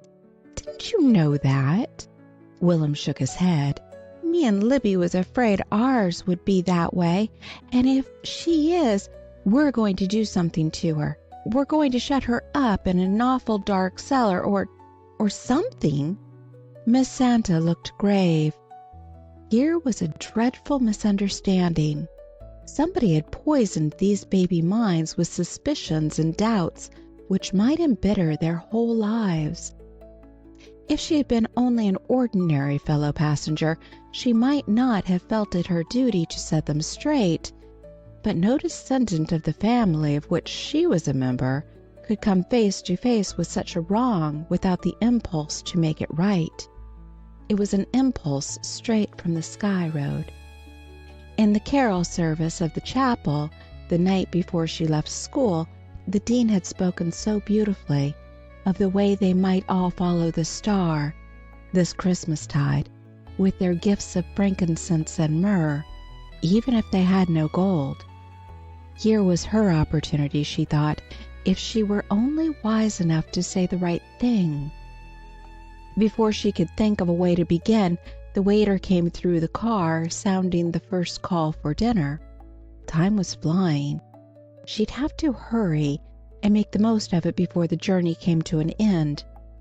Putting the little crocheted jacket back into her suitcase and snapping the clasps, she stood up. "Come on," she said, holding out a hand to each. "We'll go into the dining car and get something to eat." Libby thought of the generous supper in the pasteboard box which they had been told to eat as soon as it was dark, but she allowed herself to be led down the aisle without a word. A higher power was in authority now. She was as one drawn into a fairy ring. Now at last the ride on the Pullman blossomed into all that Willem had pictured it to be. There was the gleam of glass, the shine of silver, and the glow of shaded candles, and himself at one of the little tables, while the train went flying through the night like a mighty winged dragon, breathing smoke and fire as it flew. Miss Santa Claus studied the printed card beside her plate a moment, and then looked into her pocketbook before she wrote the order. She smiled a little while she was writing it. She wanted to make this meal one that they would always remember. and was sure that children who lived at such a place as the Junction had never before eaten strawberries on Christmas Eve, a snow-covered Christmas Eve at that. She had been afraid for just a moment when she first peeped into her purse that there wasn't enough left for her to get them. No one had anything to say while the order was being filled. Will'm and Libby were too busy looking at the people and things around them, and their companion was too busy thinking about something she wanted to tell them after a while. Presently the steward passed their table, and Will'm gave a little start of recognition, but he said nothing. It was the same man whose locket he had found and who had promised to tell Santa Claus about him. Evidently he had told, for here was Will'm in full enjoyment of what he had longed for. The man did not look at Will'm, however. He was too busy attending to the wants of impatient grown people to notice a quiet little boy who sat next to the wall and made no demands. When the waiter came, balancing an enormous tray on one hand high above his head, and the children watched him with the breathless fascination with which they would have watched a juggler play his tricks. It was a simple supper, for Miss Santa Claus was still young enough to remember what had been served to her in her nursery days. But it was crowned by a dish of enormous strawberries, such as Will'm had seen in the refrigerator of the car kitchen, but nowhere else. They never grew that royal size at the Junction. But what made the meal more than one of mortal enjoyment, and transformed the earthly food into ambrosia of the gods, was that while they sifted the powdered sugar over their berries, Miss Santa Claus began to tell them a story. It was about the Princess Ina, who had 6 brothers whom a wicked witch changed into swans. It was a very interesting story, the way she told it, and more than once both Libby and Will'm paused with their spoons halfway from berries to mouth, the better to listen. It was quite sad, too, for only once in 24 hours, and then just for a few moments, could the princes shed their swan skins and be real brothers again. At these times they would fly back to their sister Ina, and with tears in their eyes beg her to help them break the cruel charm. At last she found a way, but it would be a hard way for her. She must go alone, and in the fearsome murk of the gloaming, to a spot where wild asters grow. The other name for them is starflower. If she could pick enough of these starflowers to weave into a mantle for each brother, which would cover them from wingtip to wingtip, then they would be free from the spell as soon as it was thrown over them. But the flowers must be gathered in silence. A single word spoken aloud would undo all her work, and it would be a hard task, for the starflowers grew only among briars and weeds, and her hands would be scratched with thorns and stung by nettles. Yet no matter how badly she was torn or blistered, she must not break her silence by one word of complaint. Now the way Miss Santa told that story made you feel that it was you and not the Princess Ina who was groping through the fearsome gloaming after the magic flowers. Once Libby felt the scratch of the thorns so plainly that she said, "Oh," in a whisper, and looked down at her own hands, half expecting to see blood on them. And Will'm forgot to eat entirely when it came time to weave the last mantle, and there wasn't quite enough material to piece it out to the last wingtip. Still, there was enough to change the last swan back into a real brother again, even if one arm never was quite as it should be. And when all 6 brothers stood around their dear sister, weeping tears of joy at their deliverance, Will'm's face shone as if he had just been delivered from the same fate himself. "Now," said Miss Santa Claus, when the waiter had brought the bill and gone back for some change. You must never, never forget that story as long as you live. I've told it to you because it's a true charm that can be used for many things. Aunt Ruth told it to me. She used it long ago when she wanted to change Rosalie into a real daughter. And I used it once when I wanted to change a girl who was just a pretend friend into a real one. And you are to use it to change your stepmother into a real mother. I'll tell you how when we go back to our seats. On the way back, they stopped in the vestibule between the cars for a breath of fresh air and to look out on the snow-covered country lying white in the moonlight. The flakes were no longer falling. "I see the Sky Road," sang out Willem in a happy sort of chant, pointing up at the glittering Milky Way. "Pretty soon the great big reindeer'll come running down that road. And the Christmas angels," added Libby reverently in a half-whisper. "And there's where the starflowers grow," Miss Santa Claus chimed in as if she were singing. "Once there was a dear poet who called the stars the forget-me-nots of the angels. I believe I'll tell you about them right now while we're out here where we can look up at them. Oh, I wonder if I can make it plain enough for you to understand me." With an arm around each child's shoulder to steady them while they stood there, rocking and swaying with the motion of the lurching train, she began. "It's this way. When you go home, probably there'll be lots of things that you won't like and that you won't want to do. Things that will seem as disagreeable as Ina's task was to her. They won't scratch and blister your hands, but they'll make you feel all scratchy and hot and cross.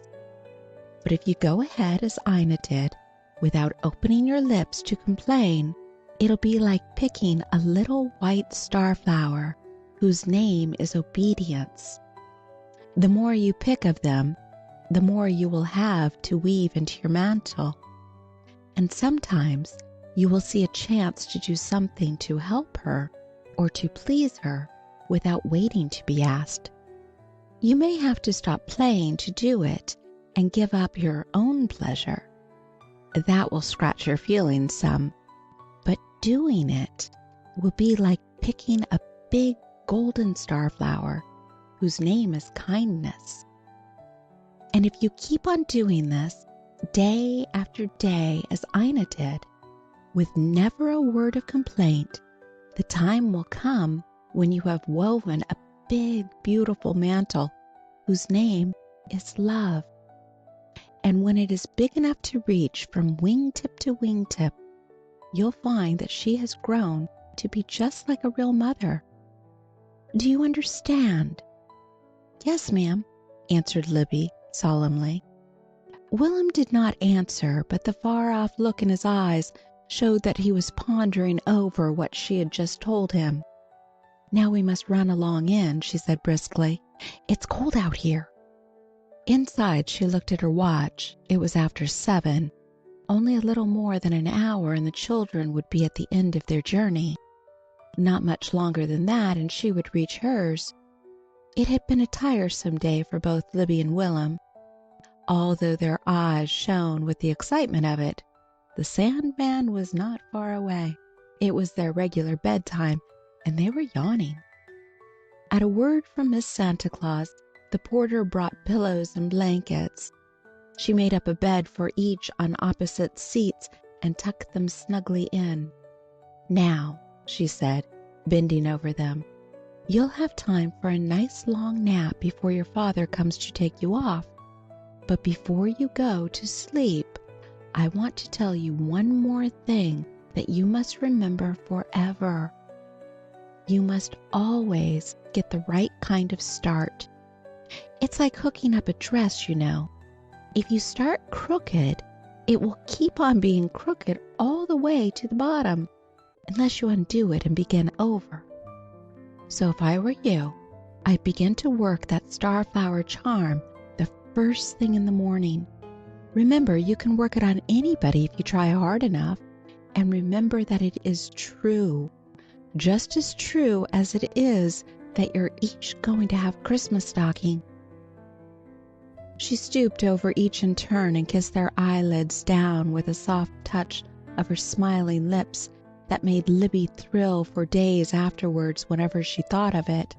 It seemed as if some royal spell had been laid upon them with those kisses, some spell to close their eyes to nettles and briars and help them to see only the starflowers.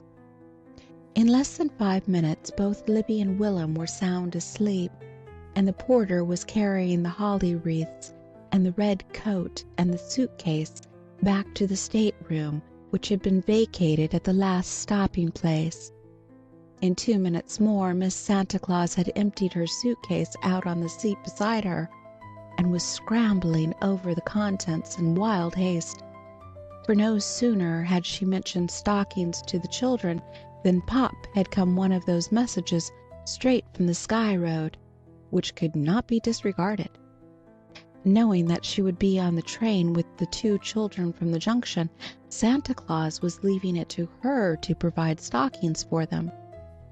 It worried her at first, for she couldn't see her way clear to doing it on such short notice and in such limited quarters.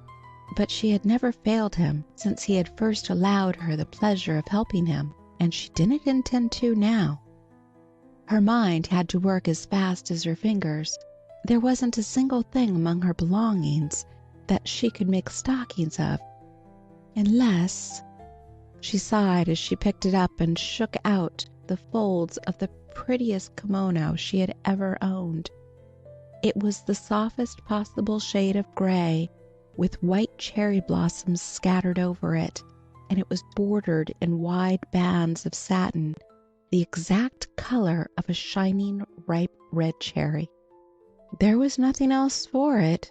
The lovely kimono must be shorn of its glory, at least on one side. Maybe she could split what was left on the other side and reborder it all with narrower bands.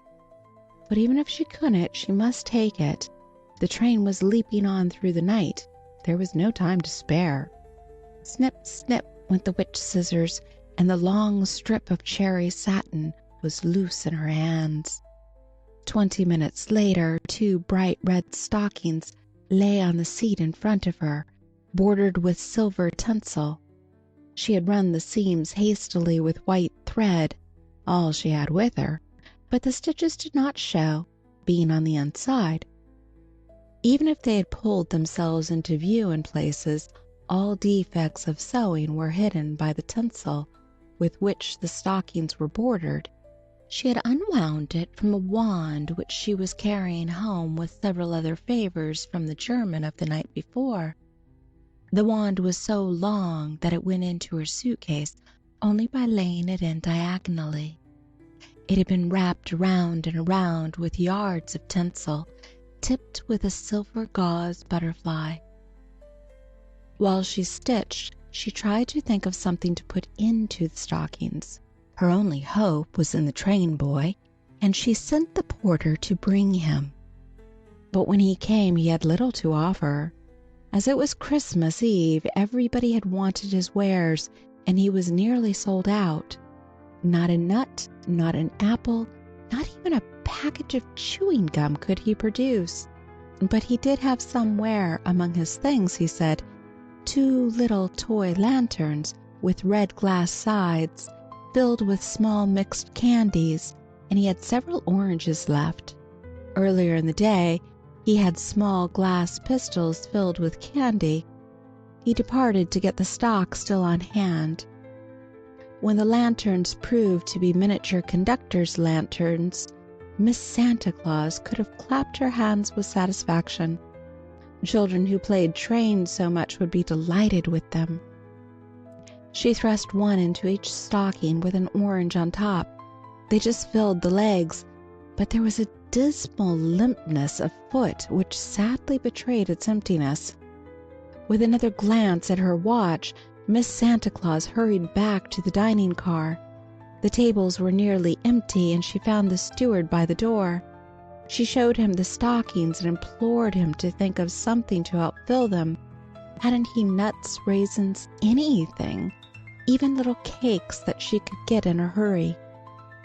He suggested salted almonds and after-dinner mints, and sent a waiter flying down the aisle to get some. While she waited, she explained that there were 2 children who had come by themselves all the way from the junction. It was little Willem's first ride on a Pullman. The words junction and Willem seemed to recall something to the steward. "I wonder if it could be the same little chap who found my locket," he said. "I took his name intending to send him something for Christmas, but was so busy I never thought of it again." The waiter was back with the nuts and mints. Miss Santa Claus paid for them and hurriedly returned to the stateroom. She had to search through her things again to find some tissue paper to wrap the salted almonds in. They'd spoil the red satin if put in without covering. While she was doing it, the steward came to the door. "I beg pardon, miss," he said, "but would you mind showing me the little fellow? If it is the same one, I'd like to leave him a small trick I've got here." She pointed down the aisle to the seat where Willem lay sound asleep, one dimpled fist cuddled under his soft chin. After a moment's smiling survey, the man came back. "That's the kid, all right," he told her, "and he seemed to be so powerfully fond of anything that has to do with the train. I thought it would please him to find this in his stocking." He handed her a small-sized conductor's punch. "I use it to keep tally on the order cards," he explained, "but I won't need it on the rest of this run." "How lovely!" exclaimed Miss Santa Claus. "I know he'll be delighted, and I'm much obliged to you myself for helping me make his stocking fuller and nicer." She opened the magazine after he had gone, and just to try the punch, closed it down on one of the leaves. Clip it went, and the next instant she uttered a soft little cry of pleasure. The clean-cut hole that the punch had made in the margin was star-shaped, and on her lap, where it had fallen from the punch, was a tiny white paper star. "Oh, it will help him to remember the charm," she whispered, her eyes shining with the happy thought. "If I only had some kind of a reminder for Libby, too." Then all of a sudden came another message straight from the Sky Road. She could give Libby the little gold ring which had fallen to her lot the night before in her slice of the birthday cake. There had been a ring, a thimble, and a dime in the cake, and she had drawn the ring. It was so small, just a child's size, that she couldn't wear it, but she was taking it home to put in her memory book. It had been such a beautiful evening that she wanted to mark it with that little golden circlet, although of course it wasn't possible for her to forget such a lovely time, even in centuries. And Libby might forget about the starflowers unless she had a daily reminder. She held it in her hand a moment, hesitating, till the message came again. Send it. Then there was no longer any indecision. When she shut it in its little box and stuffed the box down past the lantern and the orange and the nuts and the peppermints into the very toe, such a warm, glad, Christmassy feeling sent its glow through her that she knew past all doubting she had interpreted the Sky Road message aright. Many of the passengers had left the car by this time, and the greater number of those who remained were nodding uncomfortably in their seats. But those who happened to be awake and alert saw a picture they never forgot, when a lovely young girl, her face alight with the joy of Christmas love and giving, stole down the aisle and silently fastened something to the back of the seat above each little sleeper. It was a stocking, red and shining as a cherry, and silver bordered with glistening fairy fringe. When they looked again, she had disappeared, but the stocking still hung there. tokens which were to prove to those same little sleepers on their awakening that the starflower charm is true. For love indeed works miracles, and every message from the Sky Road is but an echo of the one the Christmas angels sang when first they came along that shining highway, the heralds of goodwill and peace to all the earth. End of chapter 5. Chapter 6. Christmas morning, when Willem awoke, he was as bewildered as if he had opened his eyes in a new world. He was in a little white bed, such as he had never seen before, and the blankets were blue, with a border of white bunnies around each one. Between him and the rest of the room was a folding screen like a giant picture book cover, showing everybody in Mother Goose's whole family. He lay staring at it a while, and when he recognized Tommy Tucker and Simple Simon and Mother Hubbard's dog, he didn't feel quite so lost and strange as he did at first. Always at the junction, he had to lie still until Uncle Neil made the fire and the room was warm. But here it was already warm, and he could hear steam hissing somewhere. It seemed to be coming from the gilt pipes under the window. Wondering what was on the other side of the screen, he slid out from under the bunny blankets and peeped cautiously around the wall of Mother Goose pictures. It was Libby on the other side, in another little white bed just like his. With one spring he pounced up on top of it and squirmed in beside her. The first moment of Libby's awakening was as bewildering as Willem's had been. Then she began to have a confused recollection of the night before. She remembered being lifted from the pillow on the car seat and hugged and kissed, and having her limp, sleepy arms thrust into elusive coat sleeves. Somebody held her hand and hurried her down the aisle after her father, who was carrying Willem, because he was so sound asleep that they couldn't even put his overcoat on him. It was just wrapped around him. Then she remembered jolting across the city in an omnibus, with her head on a muff in a lady's lap, and of leaning against that same lady afterwards while her clothes were being unbuttoned and her eyelids kept falling shut. She had never been so sleepy in her whole life that she could remember. Suddenly she sat straight up in bed and stared at something hanging on the post of the low footboard. A Christmas stocking, all red and silver, and for her. Even from where she was, she could read the name that Miss Santa Claus had printed in big letters on the scrap of paper pinned to it. Libby. Only those who have thrilled with that same speechless rapture can know the tithe of the bliss which filled Libby's soul as she seized it, her first Christmas stocking, and began to explore it with fingers trembling in their eagerness. When down in the very toe she found a little shiny gold ring like Maudie Peters's. All she had breath for was a long indrawn of ecstasy. "Oh, Willem!" she exclaimed when she could find speech. "Aren't you glad we believed? But I aren't got any stocking," he said gloomily, eyeing her enviously while she slipped the ring on her finger and waved her hand around to admire the effect. "But you got all you asked for, the ride on the cars," she reminded him cheerfully. "Did you look on your post to see if there was anything?" No, he had not looked, and at the suggestion he sprang out of Libby's bed like a furry white kitten in his little teasel-down night drawers made with feet to them, and knelt on top of his own bunny blankets. "Oh, Libby, there is one, there is!" he cried excitedly. "It slipped around to the back of the post where I couldn't see it before. Look, an orange and a lantern just like yours. And what's this? Oh, look!"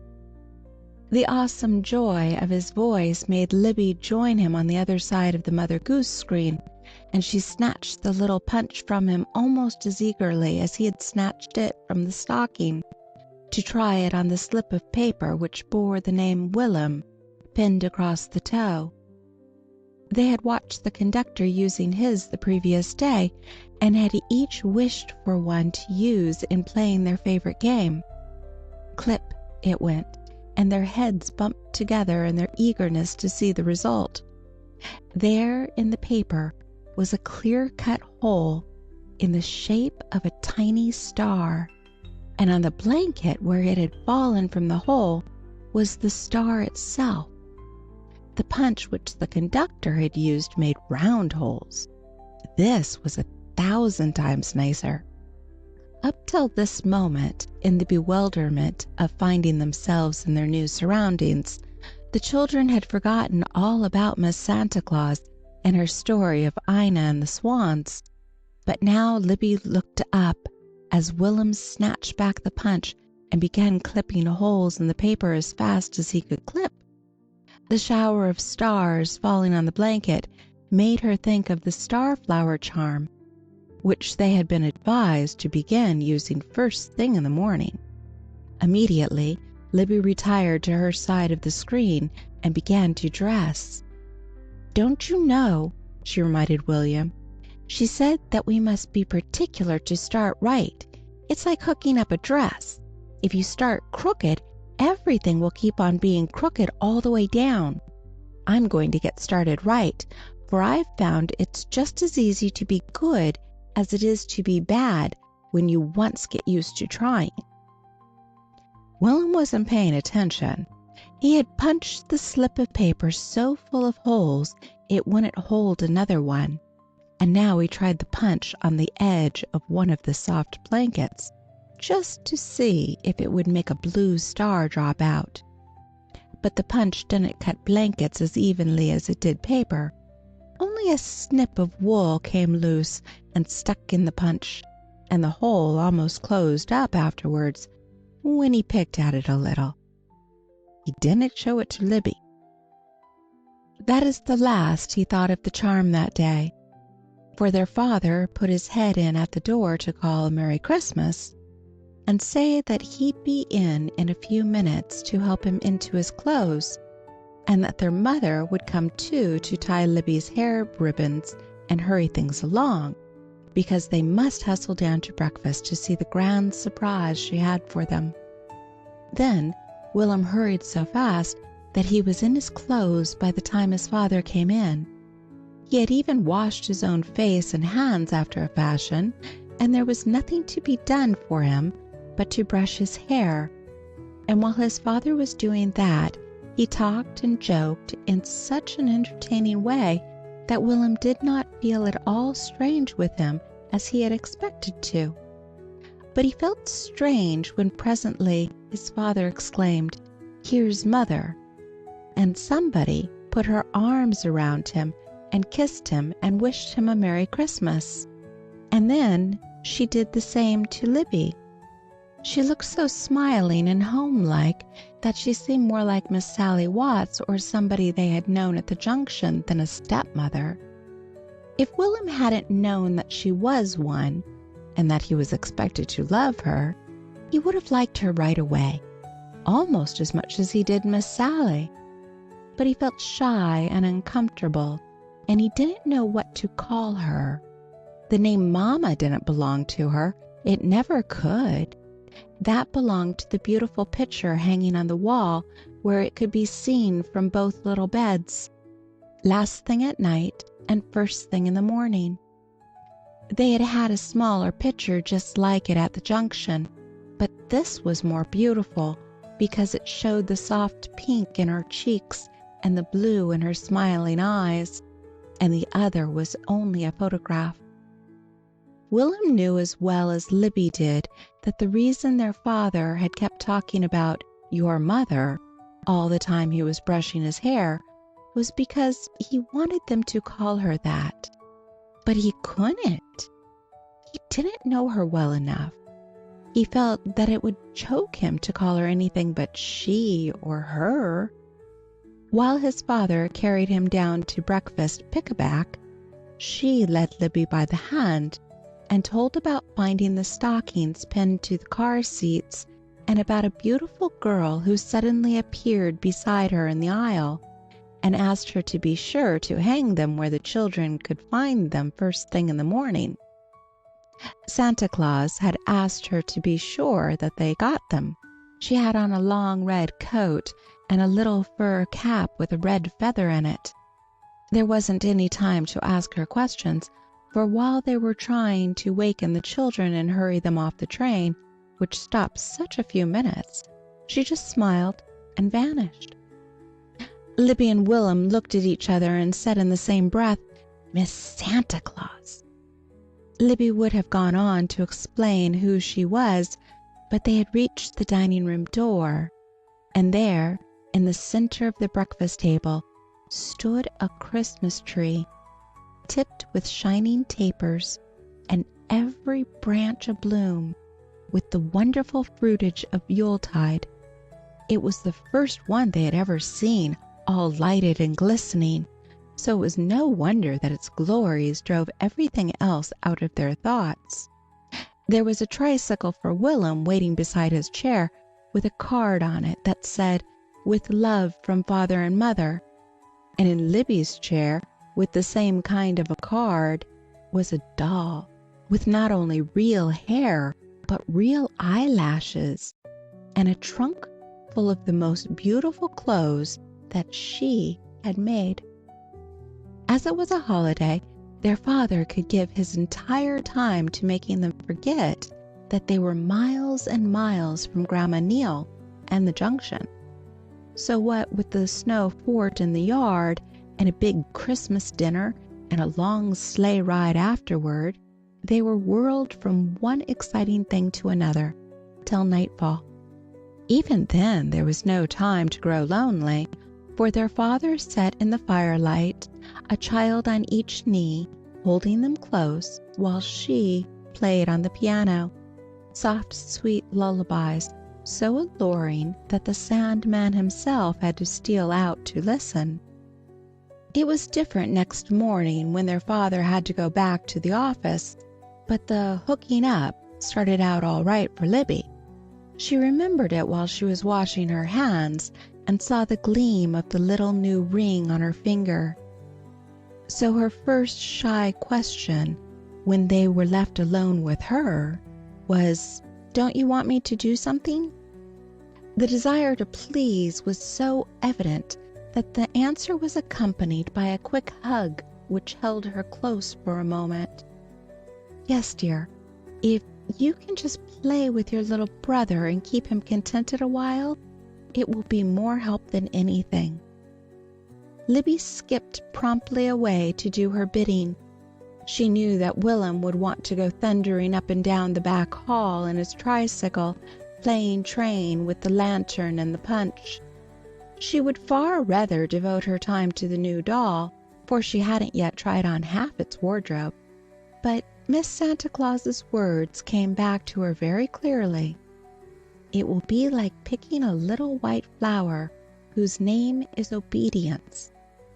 Feeling that she was following in the footsteps of the Princess Ina, she threw herself into the game of railroad train until Willem found it more thrilling than it had ever been before. Later in the morning they trundled the tricycle out into the backyard to ride up and down the long brick pavement which led to the alley gate. The snow had been swept off and the bricks were dry and clean. They took turns riding.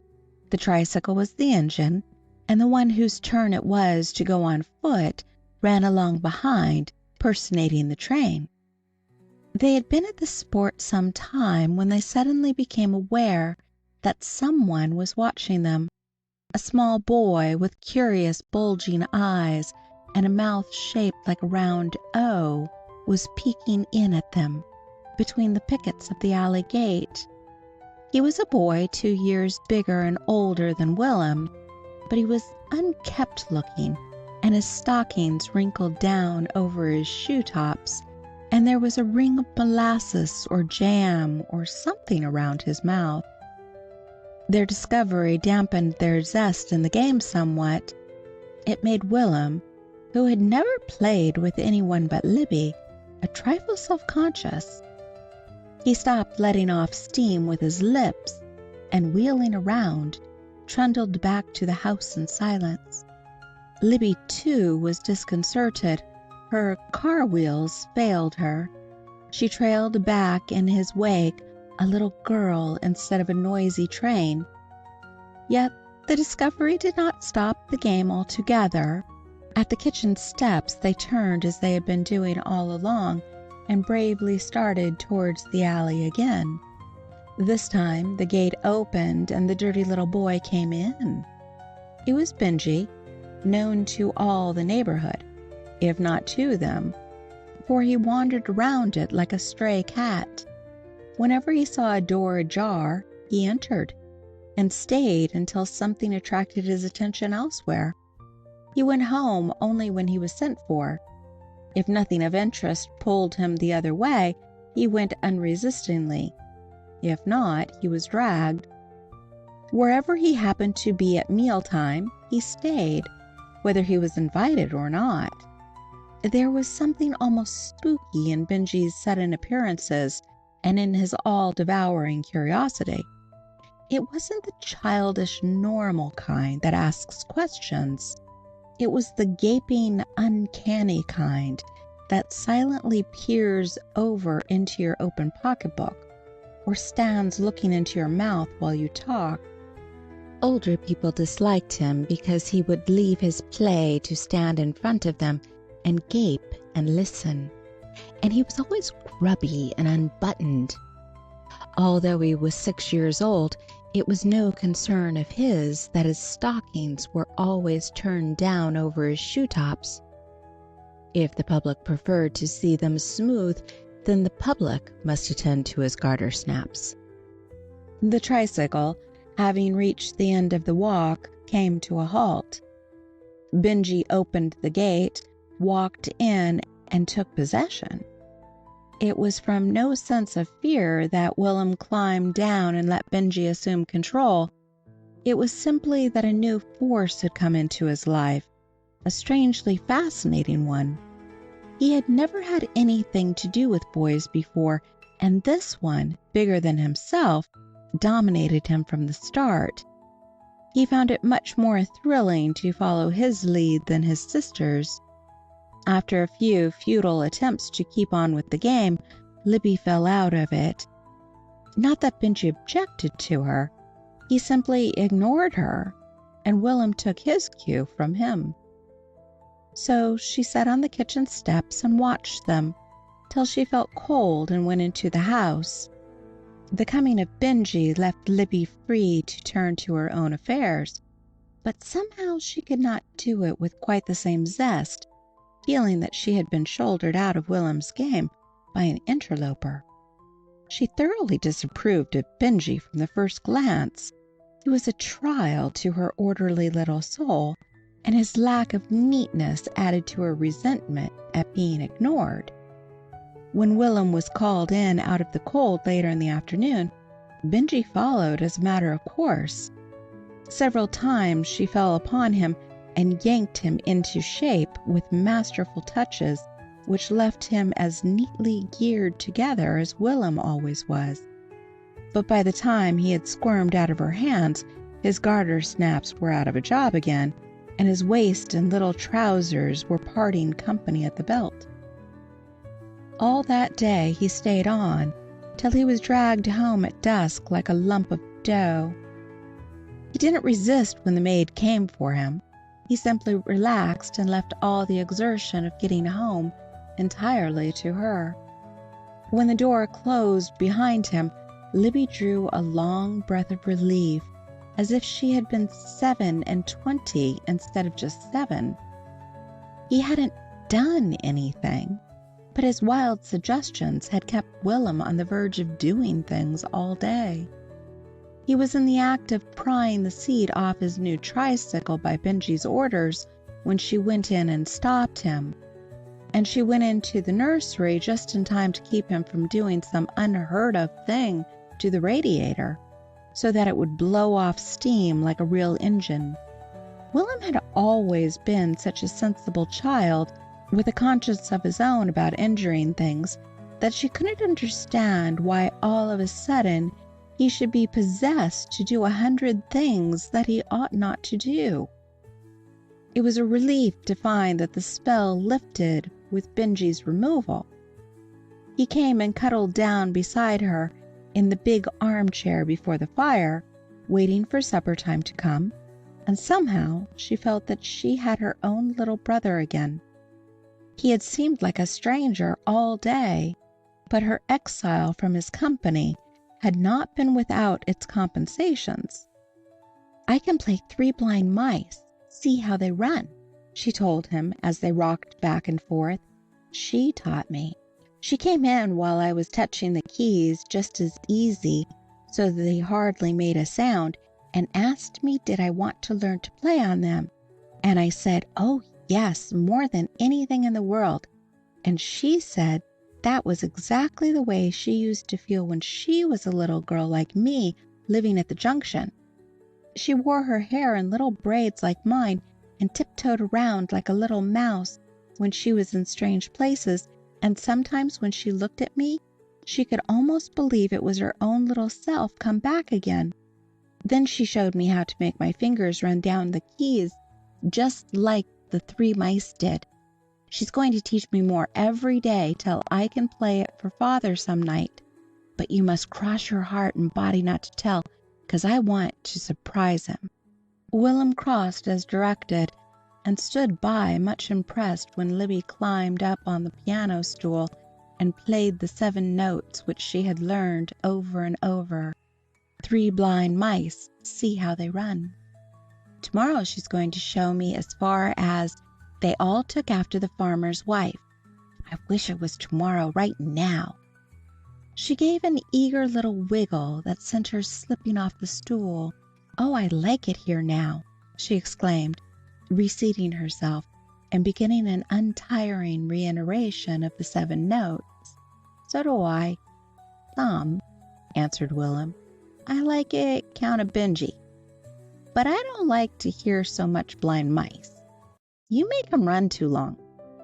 Libby felt vaguely aggrieved by his criticism, but her pleasure in her own performance was something too great to forego. Next morning, while they were dressing, the door opened silently and Benji appeared on Willem's side of the screen. He came so noiselessly that it gave Libby a start when later on she was made aware of his presence. His host, equally wordless, was struggling with a little union suit of woolen underwear.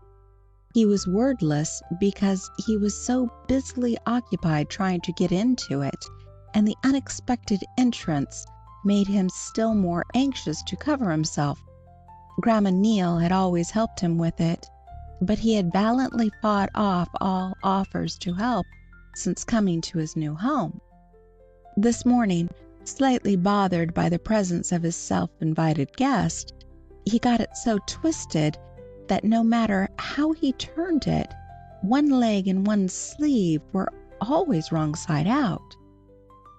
Benji watched with his curious bulging eyes, and his mouth making a round open O was of no more help than one of those heathen idols who, having eyes, see not, and having hands, handle not. But he finally made a suggestion. He was eager to begin playing. "Ah, leave 'em go. Don't try to put 'em on." It was this unexpected remark in a voice not her brother's which made Libby drop her button hook on the other side of the screen. "But it'll be cold," objected William, staring at the strip of wintry landscape which showed through his window. "Nah, you won't," was the confident answer. "Your outside clothes are thick." "But I never have left them off," said Willem, ready to cry over the exasperating tangle of legs and sleeves. Libby, all dressed but buttoning her shoes, heard Willem being thus tempted of the evil one, and peeping around the giant picture book cover, discovered him standing in nothing but his tiny knee breeches, preparing to slip his Russian blouse of blue serge over his bare back. "Why, Willem Branfield, stop this minute and put on your underclothes," she demanded. Then, growing desperate as her repeated commands were not obeyed, she called threateningly, "If you don't put them on this minute, I'll tell on you." "Huh? Who'll you tell?" jeered Benjy. "Mr. Bramfield's down cellar talking to the furnace man, and Willem doesn't have to mind her. She ain't his mother." The question gave Libby pause. Not that it left her undecided about telling, but it reminded her that she had no title to give her when she called for help. It was like trying to open a door that had no knob, to call into space without having any handle of a name to take hold on first. There was no time to lose. Willem was buttoning himself up in his blouse. Libby hurried to the top of the stairs and called, "Say!"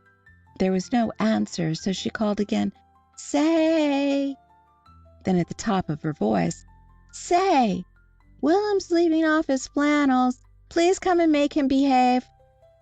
The next instant her heart began to beat violently, and she waited in terror to see what was going to happen.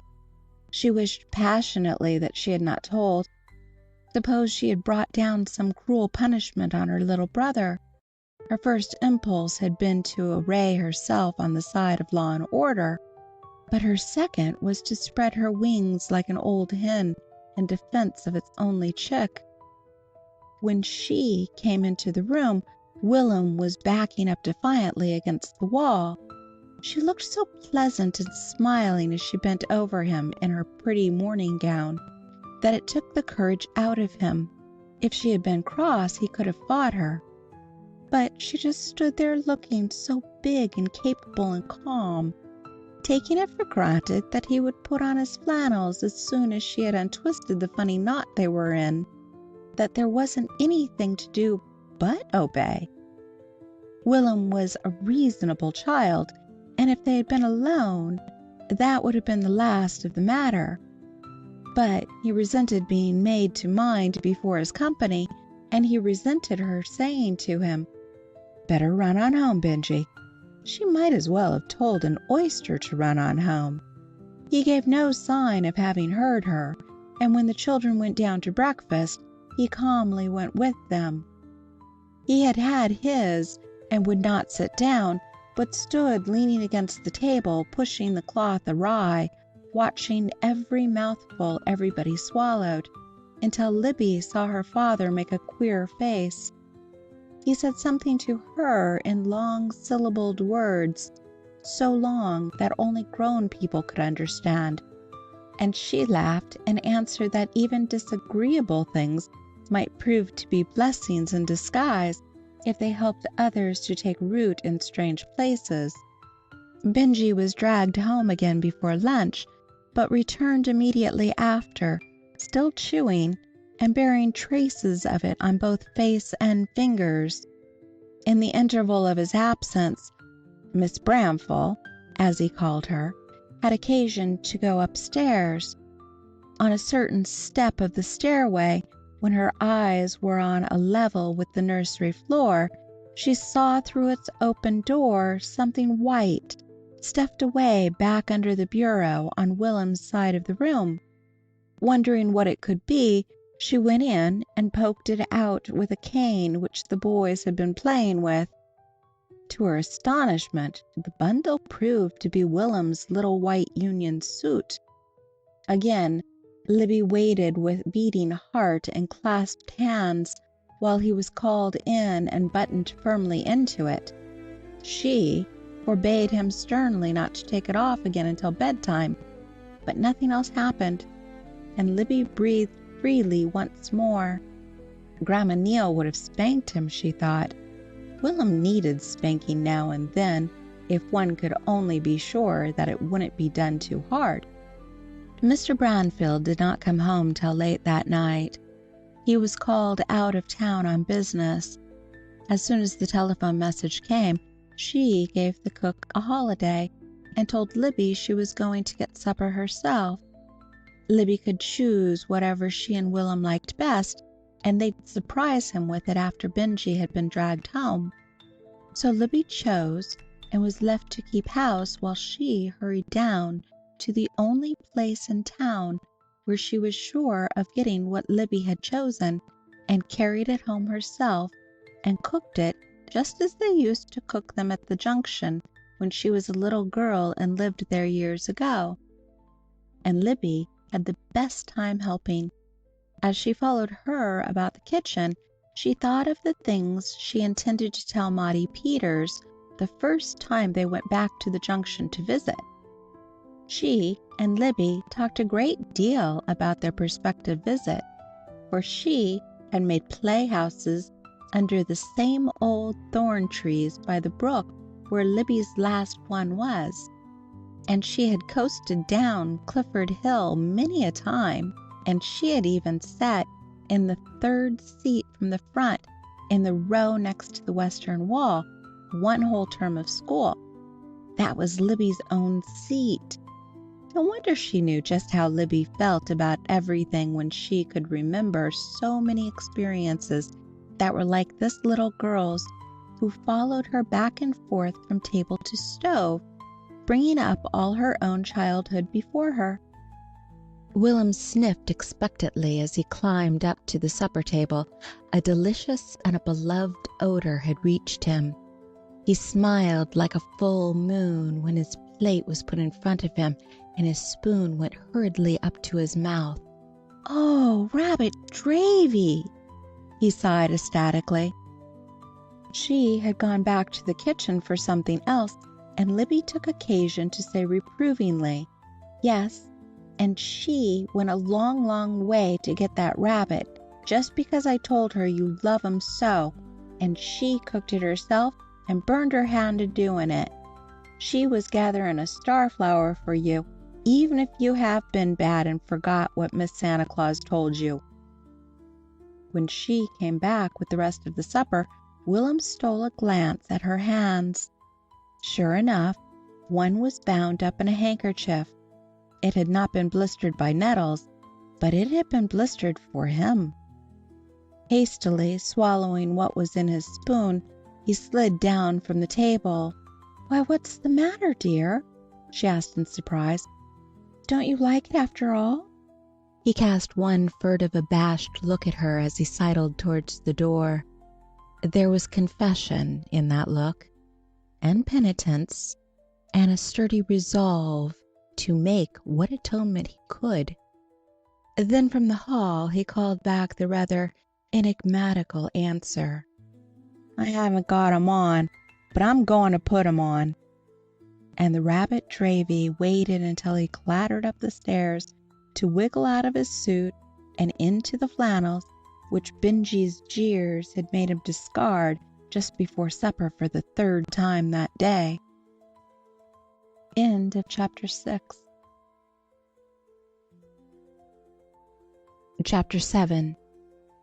In the story, it was 6 long years before the Princess Ina completed her task, but less than a week went by before Libby was convinced that the charm was a potent one, and that Miss Santa Claus had spoken truly. But there was one thing she could not understand. In the story, one found the starflowers only among nettles and briars, and gathered them to the accompaniment of scratches and stings. Yet she was finding it not only a pleasure to obey this new authority, but a tingling happiness to do anything for her which would call forth some smile of approval or a caress. Still, she saw that the story way was the true way in Will'm's case, for so many things that he was told to do made him feel all cross and scratchy and hot. They interfered with his play, or clashed with the ideas he imbibed from Benji. Some of Benji's ideas were as catching and distorting as the mumps. The conductor's punch did not long continue to be the daily reminder to Willem that Libby's ring was to her, for it mysteriously disappeared one day and was lost for months. It disappeared the very day that a row of little star-shaped holes was found along the edge of the expensive Holland window shade in the front window of the parlor. Benji had suggested punching them. He wanted a lot of little stars to paste all over their shoes. Why he wanted them, nobody but he could understand. But the punch served its purpose, for the Holland shade was not taken down on account of the holes, and whenever the row of little stars met Molly Branfield's eyes, they reminded her of the day when Libby threw herself into her arms, calling her mother for the first time, and sobbing out the story of Ina and the swans. Distressed by Willem's wickedness, Libby begged her not to stop loving him, even if he did keep on being naughty, and to try the charm on him, which would change him into a real little son. Many a time in the months which followed, the row of little holes brought a smile of tolerant tenderness when she was puzzling over ways to deal with the stubbornness of the small boy who resented her authority. She knew that it was not because he was bad that he resented it, but because, as Libby suggested, he had started out wrong in his hooking up. Many a time Libby was moved to say mournfully, "Oh, if he'd just remember what Miss Santa Claus told him, this never would have happened." It was not every day, however, that this crookedness was apparent. Often from daylight till dark, he went happily from one thing to another without a single incident to mar the peacefulness of the hours. He liked the new home with its banisters to slide down and its many windows looking out on streets where something interesting was always happening. He liked to water the flowers in the dining room windows. It made him feel that he was helping make a spot of summertime in the world when all out of doors was white with snow. One of the pots of flowers was his, a rose geranium. Even before the wee buds began to swell, it was a thing of joy, for he had only to rub his fingers over a leaf to make it send forth a smell so good that one longed to eat it. He liked the race down the hall every evening, trying to beat Libby to the door to open it for their father. Now that he was acquainted with him again, it seemed the very nicest thing in the world to have a big jolly father who could swing him up on his shoulders and play circus tricks with him just like an acrobat, and who knew fully as much as the President of the United States. And Willem liked the time which often came before that race down the hall, the wait in the firelight while she played on the piano and he and Libby sang with her. There was one song about the farmer feeding his flocks with a quack quack here and a gobble gobble there that he liked especially. Whenever they came to the chorus of the flocks and the herds, it was such fun to make all the barnyard noises.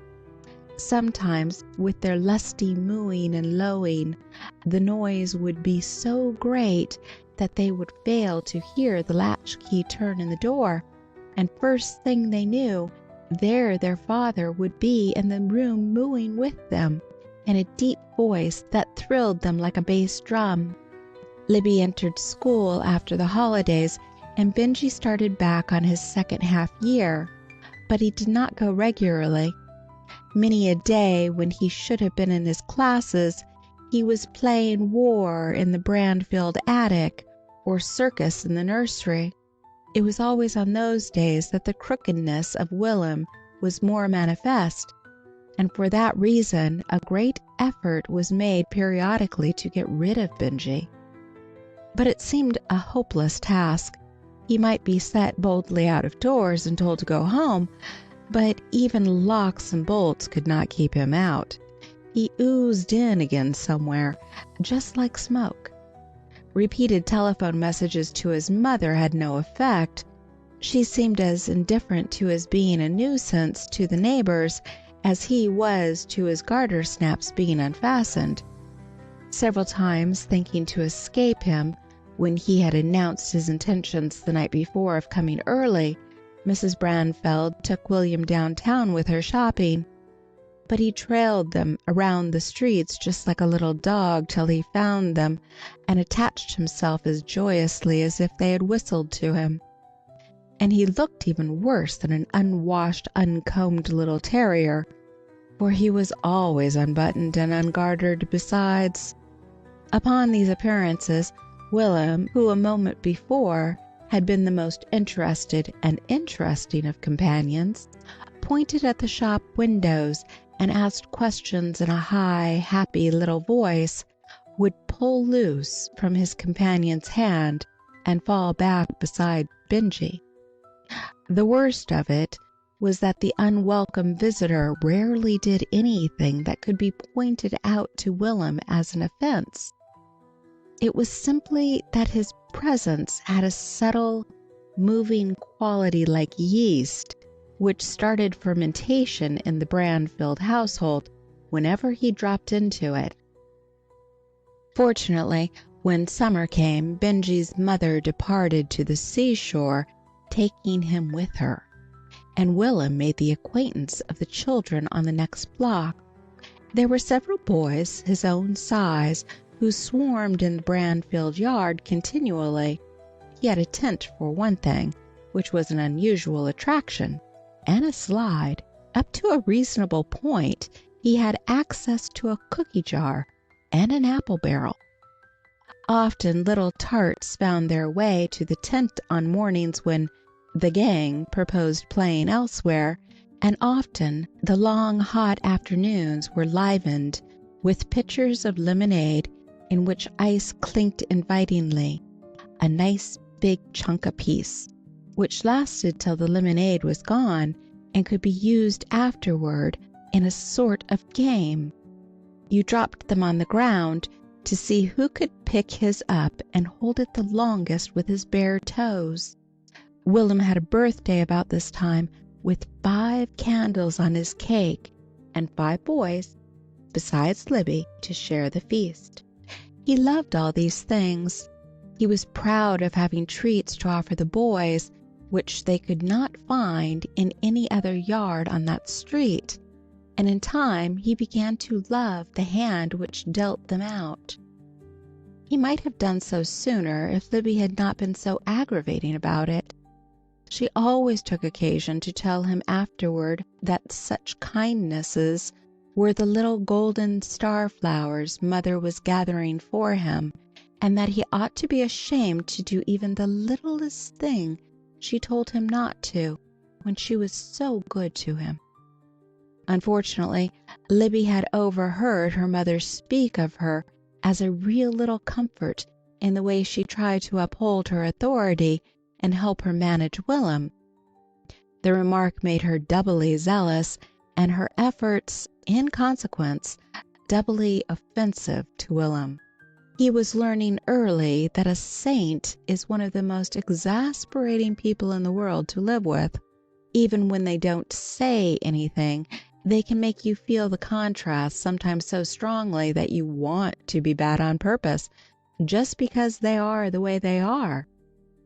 Libby's little ring still turned her waking thoughts in the direction of Ina and the swans, and her morning remarks usually pointed the same way. The cherry red stocking with its tinsel fringe hung from the side of her mirror, the most cherished ornament in the room, and a daily reminder of Miss Santa Claus, who was forever enshrined in her little heart as one of the dearest memories of her life. She felt that she owed everything to Miss Santa Claus. But for her, she might have started out crooked and might never have found her way to the mother love which had grown to be such a precious thing to her that she could not bear for Will'm not to share it fully with her. He learned to fight that summer, and nothing made him quite so furious as to have Libby interfere when he had some boy down, and by sheer force of will it seemed, since her 3 years' advantage in age gave her little in strength, pull him off his adversary, flapping and scratching like a little gamecock. Sometimes it made him so angry that he wanted to tear her to pieces. The worst of it was that she always took Libby's part on such occasions, and never seemed to understand that it was necessary for him to do these things. She always looked so sorry and worried when he was dragged into the house roaring and resentful. Gradually, as summer wore on into the autumn, it began to make him feel uncomfortable when he saw that sorry, worried look. It hurt him worse than when she sent him to his room or tied him to the table leg for punishment. And one night when he had openly defied her and been impudent, she did not say anything, but she did not kiss him good night as usual. That hurt him worst of all.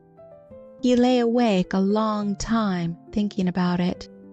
Part of the time he was crying softly, but he had his face snuggled close down in the pillow so that Libby couldn't hear him.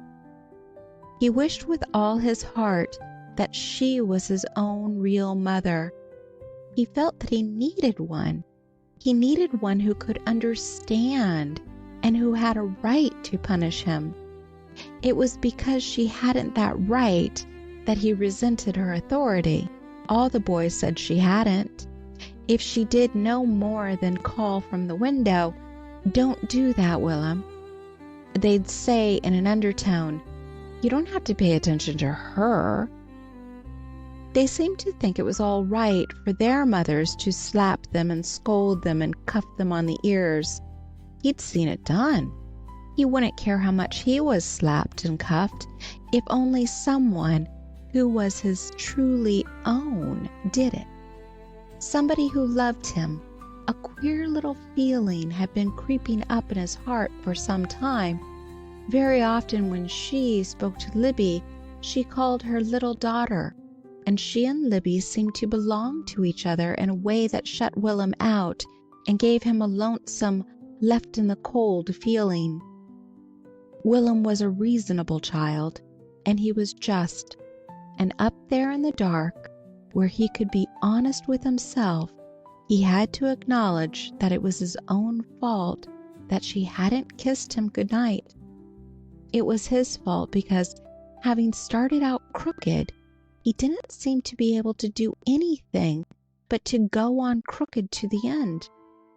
He couldn't tell her, but he wished, oh, how he wished that she could know how he felt and know that he was crying up there in the dark about it. He wished he could go back to the Junction and be Grandma Neal's little boy. She always kissed him good night, even on days when she had to switch him with a peach tree switch. When he was a little bigger, he would just run off and go back to Grandma Neal. But next morning he was glad that he was not living at the Junction, for he started to kindergarten, and a world of new interests opened up before him. Benji came back to town that week, but he did not find quite the same tractable follower. Will'm had learned how to play with other boys and how to make other boys do his bidding, so he did not always allow Benji to dictate. Still, the leaven of an uneasy presence began working again, and worked on till it was suddenly counteracted by the coming of another Christmas season. Both Libby and Will'm began to feel its approach when it was still a month off. They felt it in the mysterious thrills that began to stir the household, as sap raising in a tree thrills it with stirrings of spring. There were secrets and whisperings. There were counting of pennies and planning for ways to earn more, for they were wiser about Christmas this year.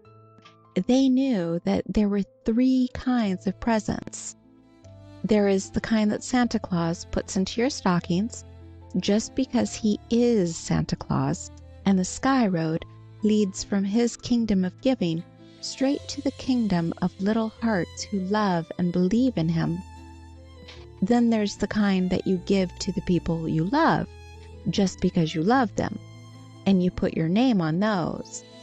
And third, there's the kind that you give secretly in the name of Santa Claus, just to help him out if he is extra busy and should happen to send you word that he needs your services.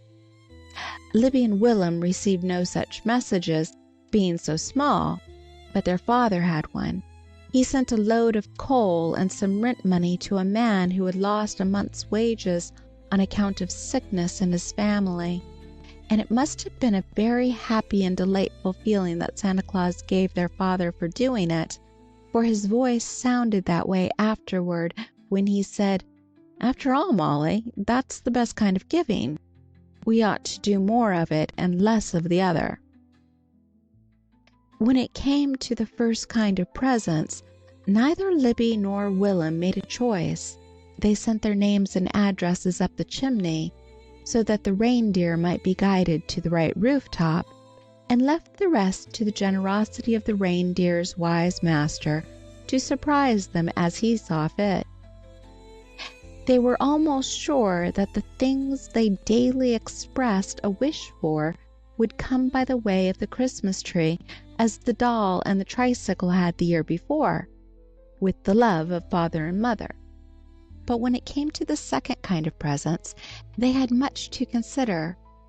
They wanted to give to the family and each other, and the cook and their teachers and the children they played with most, and half a dozen people at the junction. The visit which they had planned all year was to be a certainty now. The day after Christmas, the entire family was to go for a week's visit to Grandma and Uncle Neil. That last week, the children went around the house in one continual thrill of anticipation. Such delicious odors of popcorn and boiling candy, of cake and mincemeat in the making, floated up from the kitchen. Such rustling of tissue paper and a scent of sachets as met one on the opening of bureau drawers, and such rapt moments of gift-making when Libby sewed with patient, learning fingers, and Willem pasted paper chains and wove paper baskets as he had been taught in kindergarten. One day the conductor's punch suddenly reappeared, and he seized it with a whoop of joy. Now all his creations could be doubly beautiful, since they could be star-bordered. As he punched and the tiny stars fell in a shower, the story of Ina and the swans stirred in his memory, with all the glamour it had worn when he first heard it over his dish of strawberries. Down in his secret soul, he determined to do what he wished he had done a year earlier, to begin to follow the example of Ina. The family could not fail to notice the almost angelic behavior which began that day. They thought it was because of the watching eye he feared up the chimney, but no one referred to the change. He used to sit in front of the fire sometimes, just as he had done at the junction, rocking and singing, his soft bobbed hair flapping over his ears every time the rockers tilted forward. But he was not singing with any thought that he might be overheard and written down as a good little boy. He was singing just because the story of the camels and the star was so very sweet, and the mere thought of angels and silver bells and the glittering sky road brought a tingling joy. But more than all, he was singing because he had begun to weave the big, beautiful mantle whose name is love, and the curious little left out in the cold feeling was gone. Christmas Eve came at last. When the twilight was just beginning to fall, Libby brought down the stockings, which were to be hung on each side of the sitting room fireplace. It would be nearly an hour before their father could come home and drive the nails on which they were to be hung, but they wanted everything ready for him. Willem went out to the tool chest on the screened porch to get the hammer. It took him a long time to find it. Libby waited impatiently a few moments, supposing he had stopped to taste something in the kitchen. She was about to run out and warn him not to nip the edges from some tempting bit of pastry, as he had been known to do, but remembering how very hard he had been trying to be good all week, she decided he could be trusted. With the stockings thrown over one arm, she stood in front of the piano, idly striking the keys while she waited. She had learned to play several tunes during the year, and now that she was 8 years old, she was going to have real lessons after the holidays and learn to read music. How much she had learned since the first time her little fingers were guided over the keys. She struck those earliest learned notes again. 3 blind mice, see how they run. She could play the whole thing now, faster than flying. She ran down the keys over and over again. Then for about the 20th time, they all took after the farmer's wife, she stopped short, both hands lifted from the keys to listen.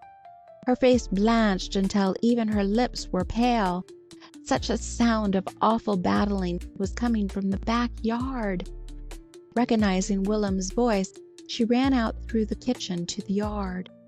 "It's that everlasting Benjy again," called the cook as Libby darted out the door to rescue Willem from she knew not what. But it was Benjy who needed rescuing this time. Willem sat on top, so mighty in his wrath and fury that he loomed up fearsomely to the bigger boy beneath him, whose body he bestrode and whose face he was battering with hard and relentless little fists. Both boys were blubbering and crying, but Willem was roaring between blows, "Take it back! Take it back!"